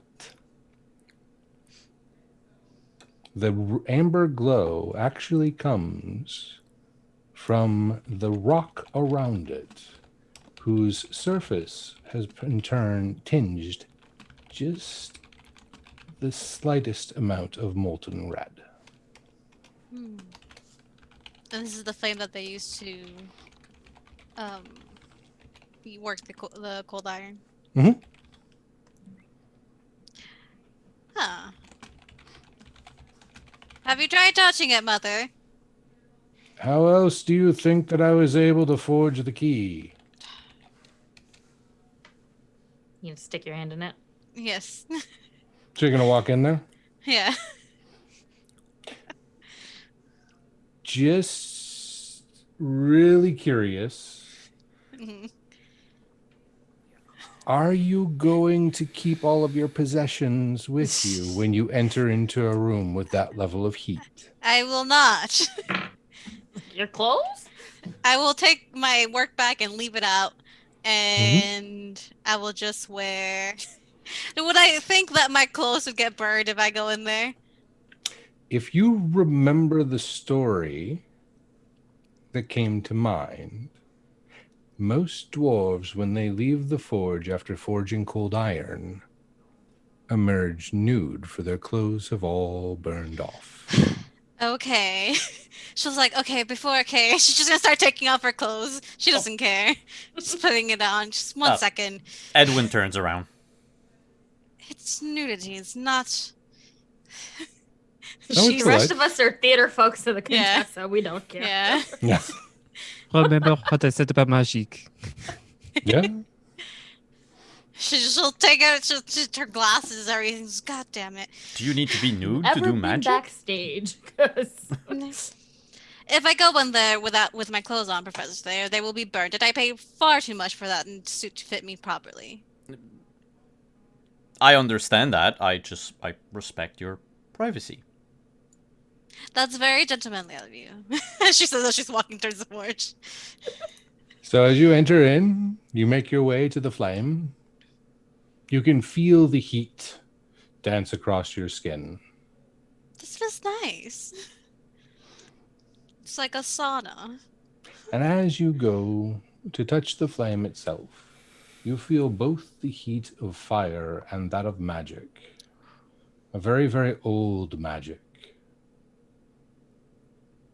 Huh. And it is not the most comfortable. You think prolonged exposure, you could actually get burned. After like a few seconds in it, she'll take her hand out. Interesting. She'll go back out, start putting on her clothes. Now that was quite an experience, let me tell you. It is quite cold out here now. I'm very cold now, So as you back, can tell. I am not looking. so back to the rest of the group. Do you have any questions for the Rolst von Gribben? Signora, Yes. you said you did not have any dealings with the good Madame Chillums. I said I would not deal with Madame Chillums. But she did ask, and I turned her down. I think she might be a little bit closer to your, well, intrigued by your level of, well, successes, shall we say. Apparently she has become associated with those, pretenders, the World Crime League. Oh, Moriarty's upstarts. Very much so. Isn't it annoying? Like, you can't even plot well with such things. I've seen a lot. If I got annoyed at every single thing that humans came up with, I would be constantly angry. Oh, this is true. Oh, you're not constantly angry all the time. I'm working on that, dear. I mean, to be fair, for me, it's, just a pure professional thing. It's like they're just not professional, and therefore I get frustrated that they act in such way. But of course, I understand. No, it seems that I think they might be slightly aware of your possible location or residence. Yes. Oh, she had swords with this rune, Mother. Very old. Oh. Yes, that's what she wanted to ask me about, was the other counterpart. She believed that that rune, along with the fire rune, it would help her create an ultimate weapon. What has to do with humans and ultimate weapons? I have no idea. I mean, the ultimate weapon already exists. They just like to pretend that they can't get around it. Sex? Yep. I now understand why you hang out with her. She's smart. Very. Well, that is very kind of you. Thank you, Senora. You're welcome. But yes, she was trying to make some sort of weapons with those runes to try and, I don't remember what it was. It was some sort of entrance into a secret club or whatnot. I honestly wasn't listening after I found out what she was asking for. Did she happen to, I know that such things are always such a bother. They get drowning on and on and on, and they go on. But you said secret club? Yeah. Or residence? No, like some sort of organization. I don't know if it was one of the mystical orders that you guys have, or if it was some sort like of political Promethean thing. Society? Oh. No, it wouldn't have been that. I would have thought of that name would have rung a bell. No, you're talking about Didn't you work with the Promethean Society? I haven't worked with them, but they're super old. I mean, they did. Well, the letter had their seal, for which this key was delivered. Well, that's probably because the courier works for them. Well, that's just stupid. No wonder. Listen, if you put them together, no wonder we're gonna get sidetracked and think it's something with the Promethean Society, Mother. You should really seal your own letters. I hadn't gotten that far yet when I heard that you were in town. Do you want to go for tea later? I would love to. All right. We'll catch up. It's been, what, 1, 2, 3 centuries, at least. I think it's been, around three centuries. Not since the last time that you... No, it must have been older than that. You haven't spoken to me since the last time you broke up with whatever his name was. We don't talk about him. And that's why you haven't talked to me since, because I brought up his name. He burned down the library. I know. It was very Elise is senseless. eating metaphorical popcorn. She turns to the group. He burned down the Library of Alexandria. Can you believe that? Is he still alive? Barely. Oh, Also, the attempt was worth it.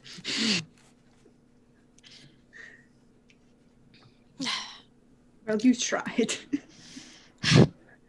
I only stopped because my mother stopped me. At that time, we could not have an unwarranted blood hunt on our family line. Warranted. He destroyed the Library of Alexandria. I feel like that's very warranted. Did you know the knowledge that he just... It was considered destroyed? human knowledge at that time, not world knowledge. It's a different time now. The humans have earned enough respect that we actually protect their libraries now. You were part of that. You should be proud. Thanks. I am proud. Yes, I am. It's true we didn't need an unnecessary hunt on our lineage. But still. She looks at Contessa. It's not like I didn't try. It's okay. We'll talk later. I have some wonderful ideas about how you could deal with it permanently later. Oh, perfect. And then she just kind of looks at the others like, what? Joseph's just taking mental notes. I know. It's like I said, Elise's popcorn, metaphorical popcorn eating right here.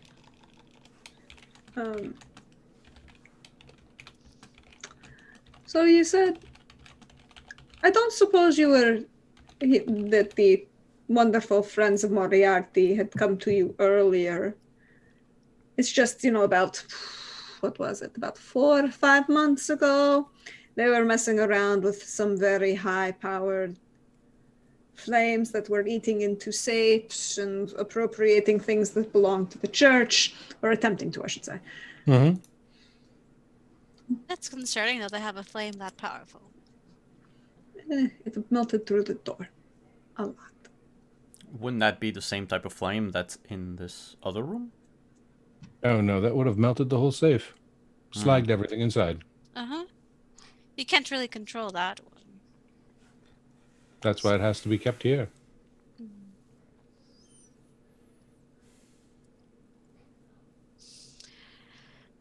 And what was the name of this woman that created this fire that can... Would that be something that could do that? Nora's no, hers wouldn't be able to do that. But it can burn underwater. I've seen it. It is What's her interesting. last name? Ede. Ede, I believe, is how she spells it. Okay. There's many... Are we trying to stop? Is that a new endpoint? Trying to stop this crime league? Which, again, the name's horrible. You think they try to hide it. If they are behind, or if they are interested in the fire that burns underwater, it means that whatever intent that they have, whatever use that they might think of for this fire is assuredly for nefarious purposes. I mean, I would assume so if it's a World Crime League organization. You would expect so, but their level of nefarious is like here, and then but they think they're up here. Like, what? To be quite honest, I haven't really paid attention to them. What type of things do they do? They haven't really been on my radar. A few people.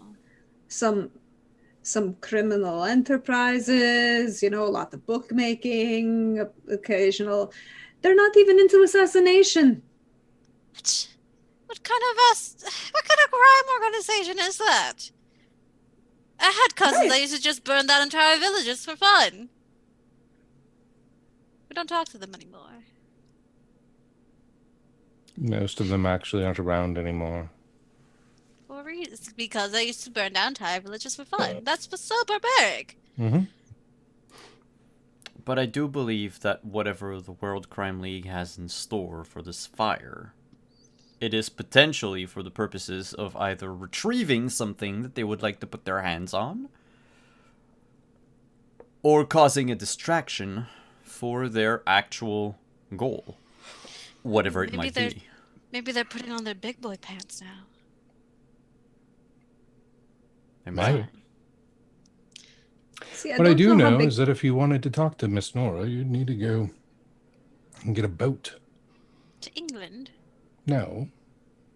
She's in a houseboat on the water, but she sailed it out a bit so she can work on her prototype in peace. Then we have to talk to her. And where might we find this houseboat? In the harbor. towards Murano, Burano. Venice has a very large harbor. Oh, Did you fly in or did you actually sail in? me? Yes. I flew. Which way? Did you see the harbor? East, South. west, south, south. So narrow it down. That's it. South harbor. The south side of the harbor. Mm-hmm. Then that. That's the entire city. So you fly in, mother. No, of course not. Nobody saw me fly in. Misty, Yes. would you be able to describe for us this Miss Ede? So that when we look for her, we know how to find her? She's a British woman, about your height. Mm, blonde hair with a reddish tinge. Blue eyes. Doesn't get enough sun. Looks far too pale for her own health. That's not good. It's very British. And she's often completely covered as much as possible because she's constantly working with fire and she doesn't want to get herself burned. So collars that are up to her chin and sleeves that go all the way down inside her gloves and so on and so forth. Just because it randomly came to me. Have you ever actually seen her in daylight? Yes. Okay, good.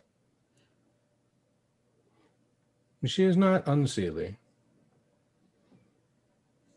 Did you know? I just have to check these things. That's fair. Yeah. No, I completely understand that. I just am telling you, she's not unseelie. Is she silly? No, she's British. Yeah. So, So, Geodutica, La Grazia, San Clemente, Isola San Spirito.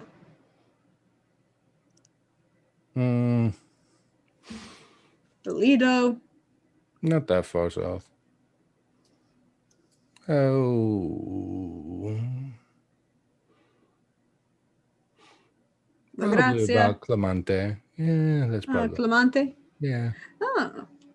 There's a very nice restaurant on Clemente. We should definitely go there. But she's not there. She's out in the water itself. The houseboat. Yes, I know, but here's the thing. If we tell people that we are going to San Clemente for dinner, then That is fair. Oh, so we should probably still have dinner then. It's quite I agree. If Before you'd like, or after our adventure. if I you'd think- like, mother, when I'm done with everything, we can have some tea. There's or coffee. There's a very lovely cafe that I've been to with the Contessa. Oh, that would be wonderful. Or if you would like, Professor Ter has a presentation I think you may find interesting. Yes. A lecture Professor on Crim- criminology. Yes. Oh, interesting. Would you like to come with us, mother? Indeed, I would. Great. I'll get changed. Mm-hmm. And she will disappear to a door that's behind her. Did you really have to invite her? It seems that she would have liked it. You're not wrong. You don't understand why she's all of a sudden interested in what I'm interested in.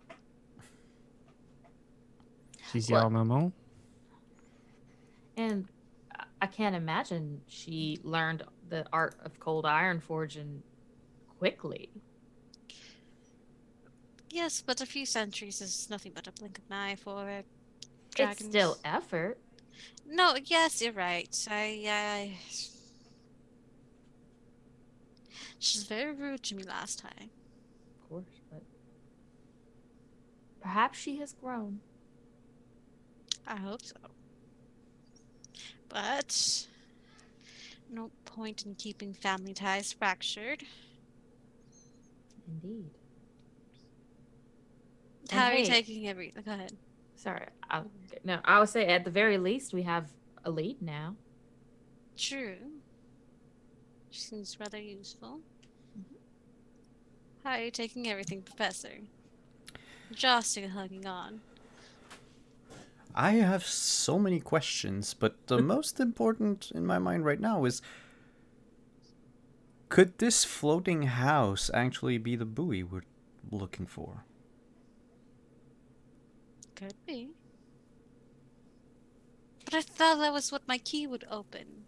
Yet my key opened this door. Just as a flashback, what do we recall about the buoy? The buoy. It's been a long time since we talked about the buoy. Was it Bricks and Swizzle who told us about it? Who told us about Yeah. it? They told us about the buoy. Okay. But they said this would open something like Didn't they say like buoy. something like the buoy had like a extremely large submergible port or something? Mhm. Well, maybe whatever her house is also a submarine or something. That's possible. I was trying Maybe to this is the buoy because it's underneath. I don't they're know. just. Do we remember if they had seen it or they had just heard about this buoy? They had not seen it themselves. Okay. And they They're were not- drunk. Yes, fair. Ah, damn. Yes. We could ask my mother about the buoy. Yeah. Miss B. She may know. Or I mean, the professor has a point. Mm-hmm. The person forging it living on the water, us looking for a vehicle or a contraption that floats on the water could be the same thing. Mm-hmm. Could be. It's only one way to find out, now isn't there? Less time than one would think it would take. And Katharina's mother reemerges, dressed in finery.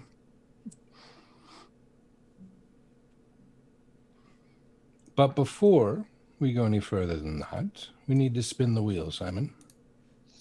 Spin lucky that 7. wheel. Oh. Let us spin the... I don't have the proper webpage up. It's going to take me a second. Okay. So I'll continue on. Misty emerges. She's in a very nice gown, the quality of which seems oddly familiar to you, Contessa. Do I recognize the designer? Do you think the designer's the same one that made Carolina's dress? Oh, signora, per piacere, did you have your dress made in London? Ah, yes. Would you happen to... I've been so intrigued. What would be the name of that designer? It's such a striking look. It is, isn't it? She is very talented. She has a shop in the heart of London. The shop's name itself is, what did they call it? The Thames Boutique or something, I don't know. odd mishmash of lowbrow and highbrow language there. But her name in particular is, where is my, sorry, Renaissance name generator. There we go.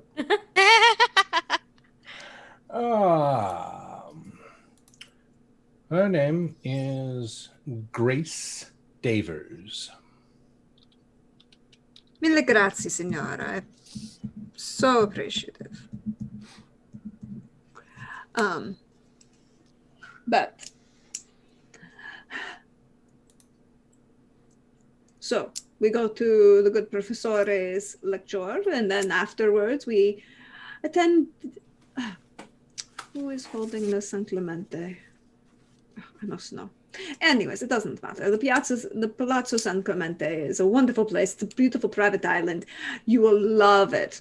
The restaurant is very good too. But before we do anything, let's spin that wheel.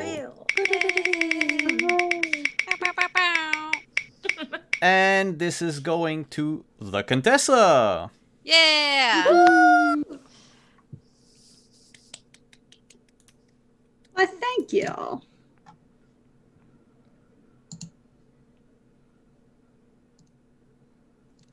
So, allons-y, miei amici? Allons-y. Seems like this lecture is going to be very mundane after everything that I've learned today. Time spans across every, species, so. But let me tell you, dragon crimes, now those are interesting.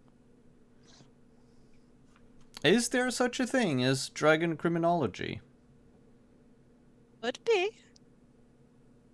Not formally speaking, but yeah, could be. What? Think about that one. Well, yes, I am currently thinking about it.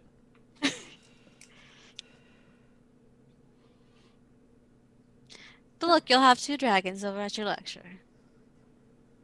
Yes, but we don't talk about that outside this room. No, we don't. It scares the peasants. I mean, No, what are we calling them now? No, peasants is appropriate. There are lots of peasants. You won't have to deal with them. No. Just people, mortals, humans. Scares them all. No. There are definite peasants who it would scare. I mean, Yes, but that's not a general. Just humans. Just humans. That's it. Perhaps she means more than just actual peasants. She means humanity generally. Yes. Ah. We're learning with time, mother. I mean, for a while, that's really all we called you a lot. But not anymore. Right, mother? Correct, Yes. dear. Okay, let's go. Before she says anything else. Let's.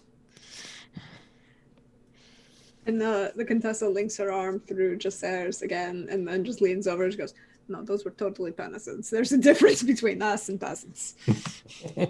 C'est vrai. Katarina puts on her sunglasses back again. Do you have your own pair, mother? Of course. Hers coordinate quite well with her dress. Of course they do. My coordinate with my suit. Mhm. Mama didn't raise no fool. Must be fashionable. Mm-hmm.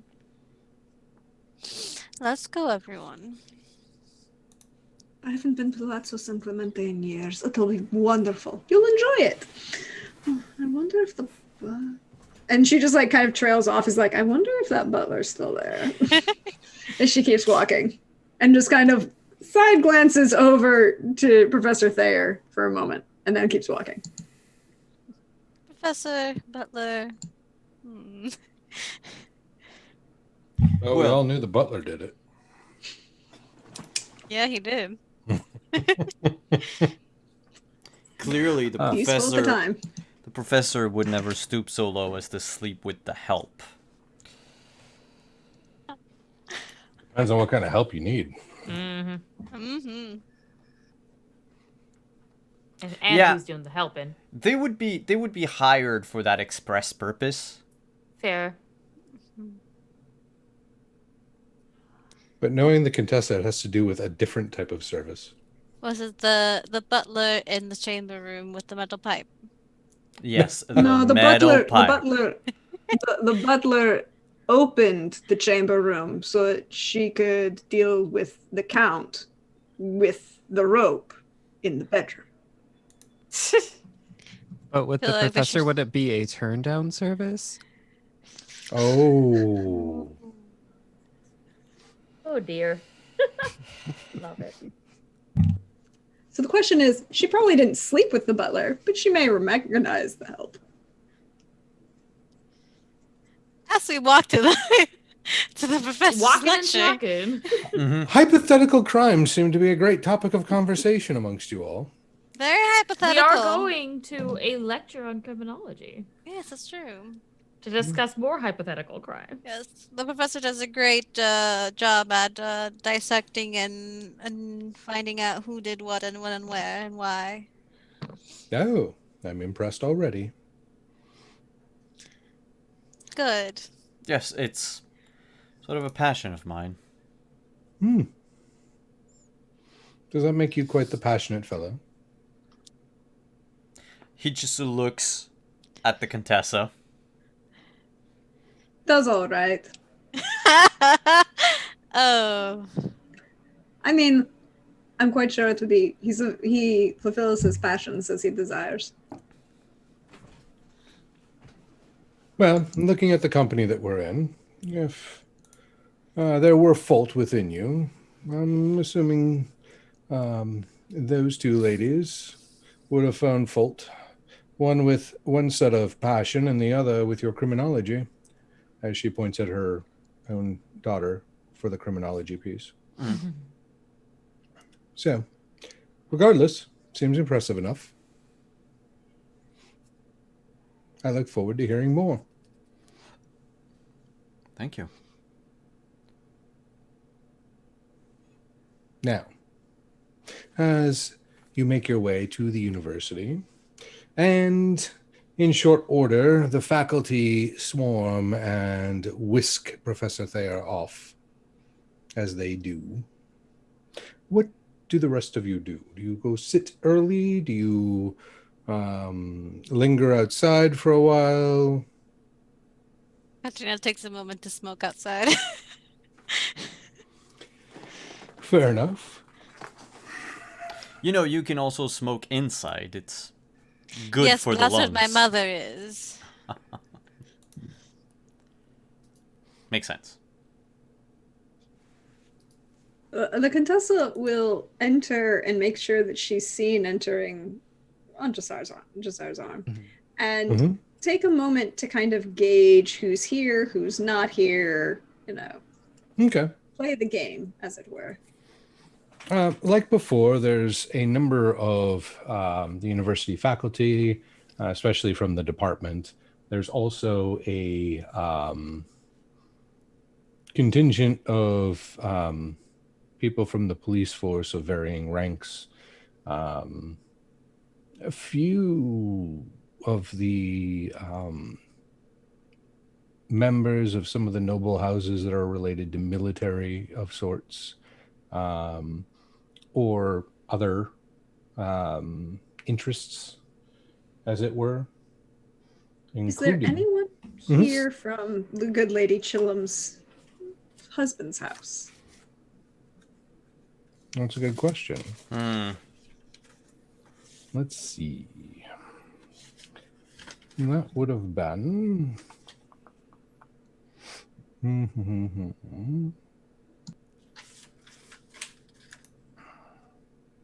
Oh, where did I write that name down? I wrote it down somewhere. Their family name or the Yeah. first name? Now the family name. Fontana. Fontana, there it is. And where did I find it?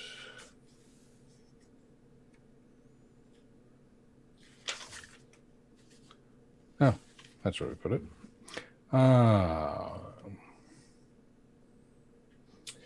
Yes, you would actually find Lady Fontana in the audience with her youngest son?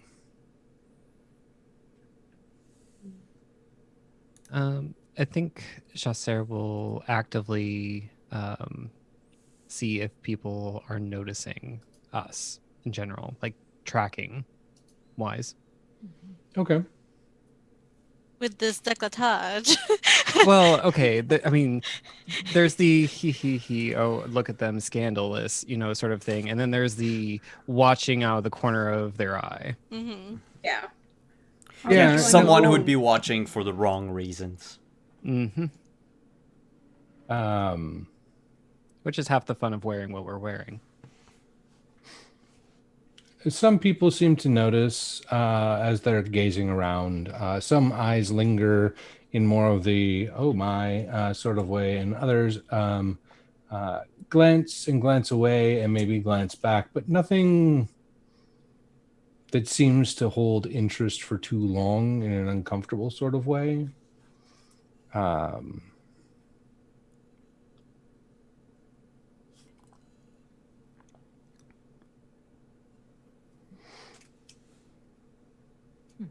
Is there something in particular that you're looking for in their reactions?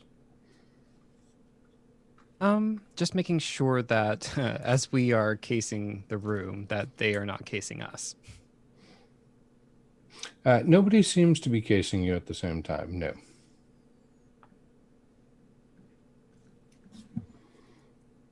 I think the Contessa, when she notices Lady Fontana with her youngest son, who is what, like 20? 19, but yes, he'll be 20 soon. Mm-hmm. Enough. She would bring Jacer and Elise intentionally over and approach the Lady Fontana, the Signora Fontana. And, Signora, it's so good to see you. These are two of my friends, the good Amor, Kenny, what's Amor's last name? Because I'm Protego. Because I was like, all I have is just Sayre's last name in my head. It's like, wrong one. This is my dear friend, Amor Protego, and my other very dear friend, Elise Saint Pierre. They are two of the wonderful rising stars at the Teatro San Luca. How are you doing? Oh, well, thank you for inquiring, Contessa. I'm doing quite well. I have chosen to come and see this lecture after hearing about the last one with my youngest here, Pietro, who fashions himself quite the sleuth, to be, at least. I'm looking forward to it. The last lecture was quite enjoyable, was it not? Just there. Or more. She wouldn't have screwed up. I screwed up. I know. But of course, it was very intriguing. Yes, and it was so strange. The last one, I thought it was honestly very odd. Forgive me. I saw the good lady Chillums at the last event, and so I had to come, when I saw you here, I had to come and say hello. Oh. Well, I appreciate you stopping by to say hello. When I say that, how does she react? Stoic. Not angry or upset, just... No, maybe slightly, perturbed that still seems to be an association kind of stoic, but not upset by it. I was very surprised, but I do know the Fontanas would always be such of your family would of course be very interested in the rising science that the good Professor Thayer is sharing with us all. One must keep up with the times, as it were. Oh, yes. And your family does such good work for the city. We have our place and we fill our role quite well. Well, I'm sure you'll have plenty to do and plenty to talk about, but we'll chat later. I've so much to do and so many people you would not believe. Ugh, but later. And then she'd kind of like I think Mora excuse would be like, themselves. oh, do you see over there? Thank you, of course. And then just kind of like guide the other two away. But she's gonna keep like tracking the good lady Fontana and her son Pietro. Yeah, the lady does not actually even seem to track you with her eyes as you leave. She just kind of nods and stares back toward the front as if she's waiting for things to begin. Pietro's eyes kind of follow the three of you a bit and then turn back to the front. So this is the Contessa's most important question. When she was introduced to Pietro, did he, when she offered her hand, look at her face, or was his eyes much lower? When she offered her hand? Yeah. His eyes would have been very carefully studying your hand for the briefest of seconds. Very quick movements as he basically looked it over and then would be right back watching your expression as he reached out and took your hand. Very intriguing. She's intrigued by that. And she would like side over to Elise, is like, well, that was an interesting young gentleman. Definitely. He Keep an eye on him, too. He didn't even look below my chin. Perhaps you or I are not his type. Perhaps.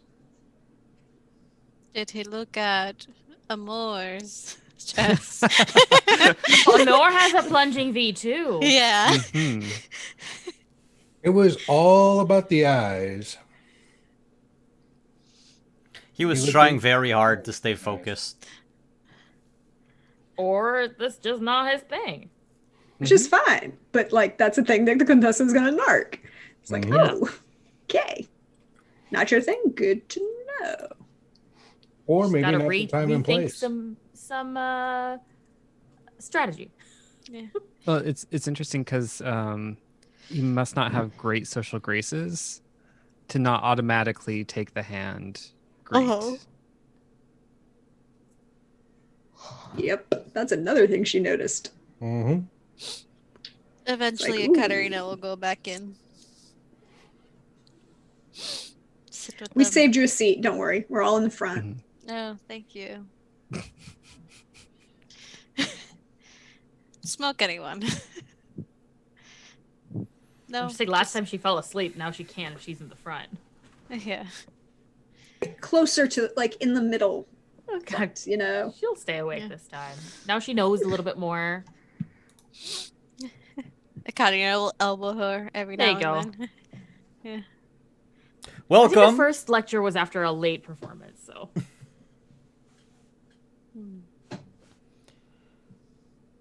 I am Professor Edwin Thayer. Thank you very much for attending tonight's lecture on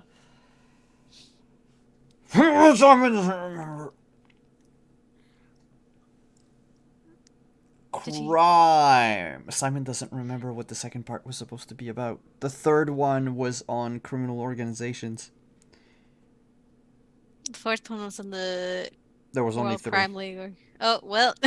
Yeah, the third one is where we're It's the going to last talk one, about okay. the World Crime League. The first one was about the tools and everything, and I don't remember. The application of said tools. Sounds good to me. Yeah. The applications of Said tools that we discussed in the last lecture. Yes, and we'll begin the lecture with a recapitulation of the tools, and he would go into a long-winded monologue on like some of the famed criminals that were caught in the act. how they were caught and what that has brought to the world of law keeping and security. So what are the new the new technologies at our disposal? Why are they there? What caused their inventions in the first place? And yeah, he would talk about a couple of things.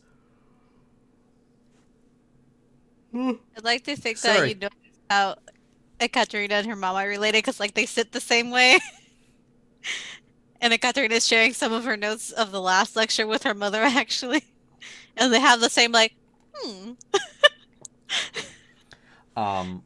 Your mother will lean over at one point and go, "Doesn't he realize the easiest way to find a criminal is to scry them?" He doesn't know much about magic, mother. Oh. Is there a way to find criminals the mortal way? Oh. Mundane searching. Yes. Hmm. Not And- everyone will always have access to scrying, so I mean, it definitely takes a way longer time. But the tools that they come up with for such things can be applied to other things. It's fascinating. Mhm. Absolutely fascinating. And at the request of the university here in Venice, I will be giving a 4th lecture after my 3rd one tomorrow. The 4th lecture will be in 2 days hence, and will be about how scrying is for losers. And no, other but- things magicless people say to make Yeah. themselves feel better. I will show you how to identify a magic user in one simple step. They should weigh more than a duck.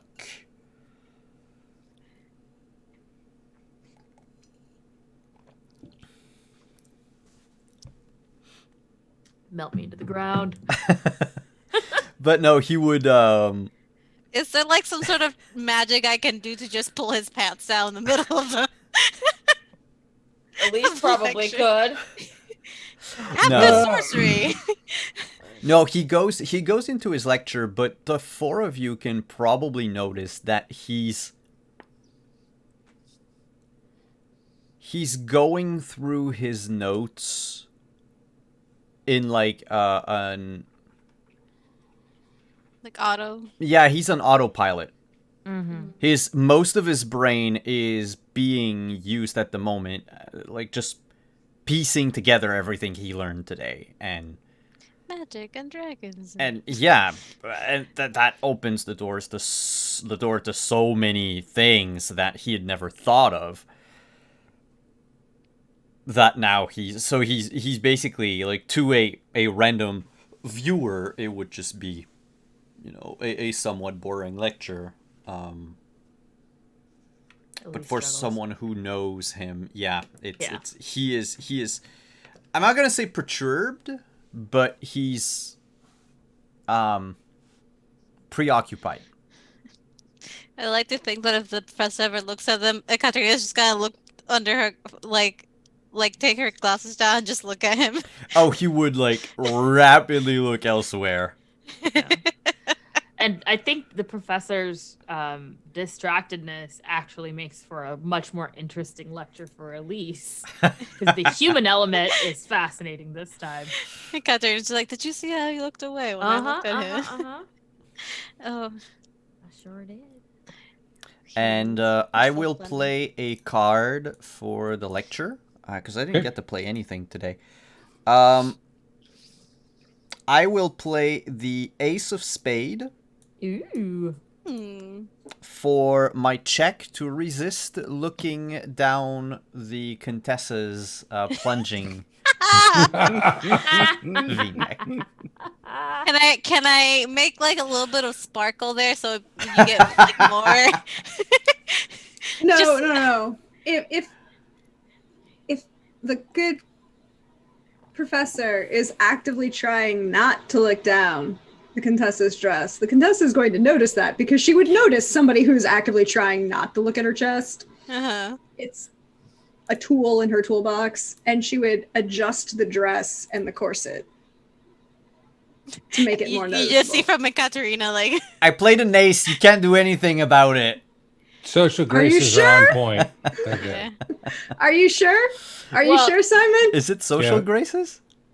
Yeah. Is that Oh, what it's you're trying to spade. do? Yeah. Yeah.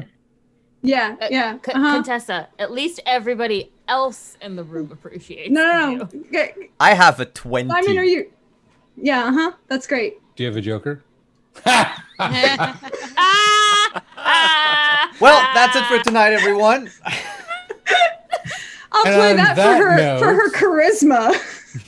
Our PvP flirting that carried over from season 2 on the train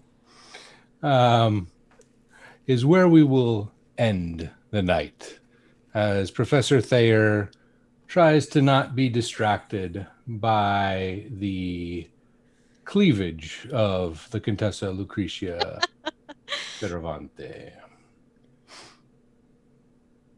I want to thank you all for joining us for yet another episode of Adventures in Castle Falkenstein. We will be back next week with the penultimate episode of season 3.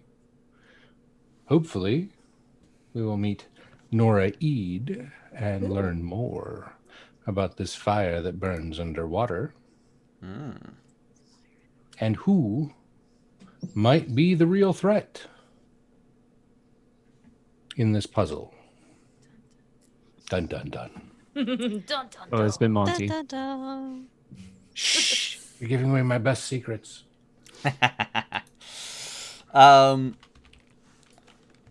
So before we thank our sponsors, go through the spiel and everything, I would like to go through all of our players tonight. Thank you so much for coming.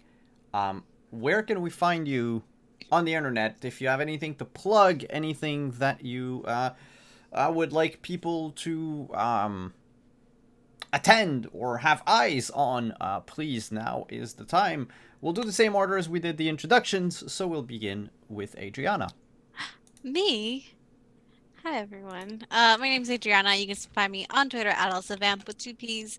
I'm here every Monday night for the next 2 Monday nights, unfortunately, but with these amazing players and this amazing GM.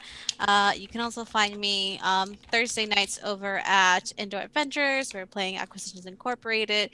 And Saturday at 4:30 EST, you can find me at Valdrian's channel. We're playing Dragon Age, and it's also the penultimate episode of the first season. And over at Plot Hunters is my main channel at 8 o'clock EST. We're an all LGBTQ plus and all POC cast. So if you like supporting those spaces, please come and join us. Other than that, you can find me on Twitch, AlsaVamp, as well, where I do some really cool and chill art streams. You can come and hang out and we'll talk. Cool. Up next, Kenny. Hi, again, I'm Kenny, and you can find me on Twitter at PunderDrone. When I'm not playing this amazing game with these wonderful people, you can find me on the Experience Points channel. You can find us on Twitter at EQ Points. Every other Saturday, I am the narrator for our Starfinder game. We're playing the Dawn of Flame Adventure Path, and we are wrapping up Book 2, Soldiers of Brass. And then every other Sunday, we play a Numenera game that is narrated by my spouse, Cormelon, or Kelric. Again, you can find us on Twitter at EQ Points. Pooja. Hi, I'm Pooja, and like everyone else, you can find me here for at least the next 2 Mondays playing this lovely, lovely game with this lovely group. But besides that, you can find me on the Man at Pot Studios channel on Tuesdays playing Flights of Fandom, where we take back fandoms that have been ruined by their creators and do what they deserve. Currently, we are going through Star Wars with a fun little Star Wars heist story. And after that, there's going to be a spooky, funny vampire campaign, possibly based on a really fun show and movie.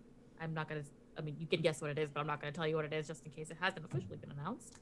And every other Friday, you can also find me on the Manapot Studios channel playing Constantinople by Night, which is a Vampire the Masquerade game set in the Constantinople Dark Ages setting.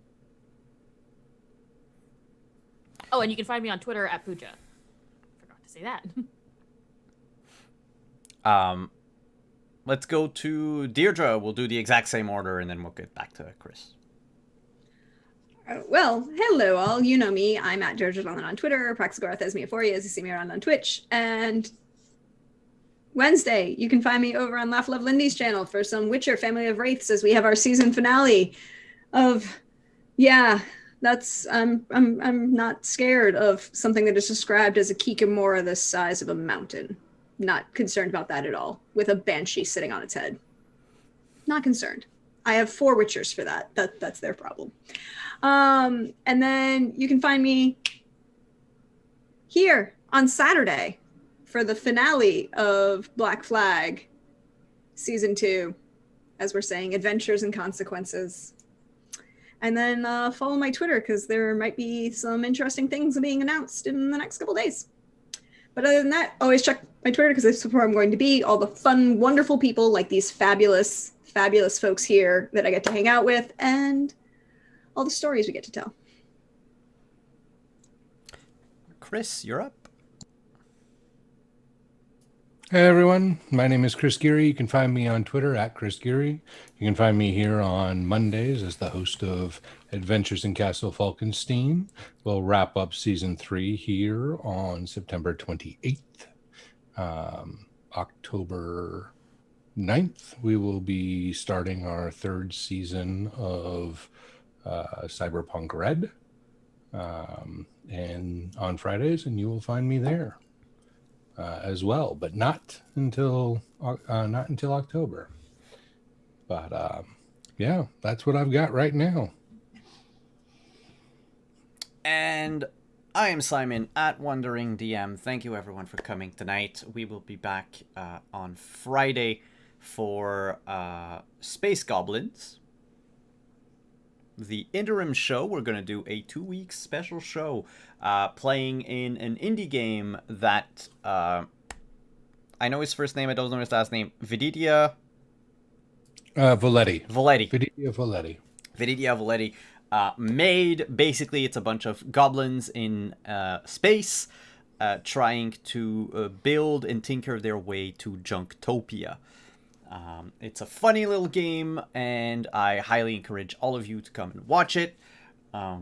We'll be playing that for 2 weeks. We'll actually make the characters, create our characters during the first session to also showcase how it's done and to show how easy it is to pick up and play. And then we're going to be playing a 2-parter adventure, and then we'll come back with the 3rd season of Cyberpunk Red. Now that the... Ow! You okay? I bit my tongue. Ow, that sucks. I have an announcement for Space Goblins, though. We'll be giving away 2 copies of the game, PDF copies of the game each week. One at the break and one at the end. Yes. There are also a bunch of other announcements, but they will be released on Twitter in due time. That said, please go check out our sponsors if you're interested. Magen Press, Found Familiar. Check out Roll20. Check out our partners, Level Up Dice. Be sure to check out our Patreon at patreon.com/wanderingdm. We have now added, or will add, I think for the month of September, we won't, but it'll start in October, animated maps for you to import into Roll20 so you can play your games over a movie. So if that is something that interests you, check us out. Check out also our workshops that we hold every month. This month is going to be about communication skills and communicating effectively and in the best manner possible with your players and your GMs. Thank you everyone for coming tonight. We will see you again later this week. Bye bye.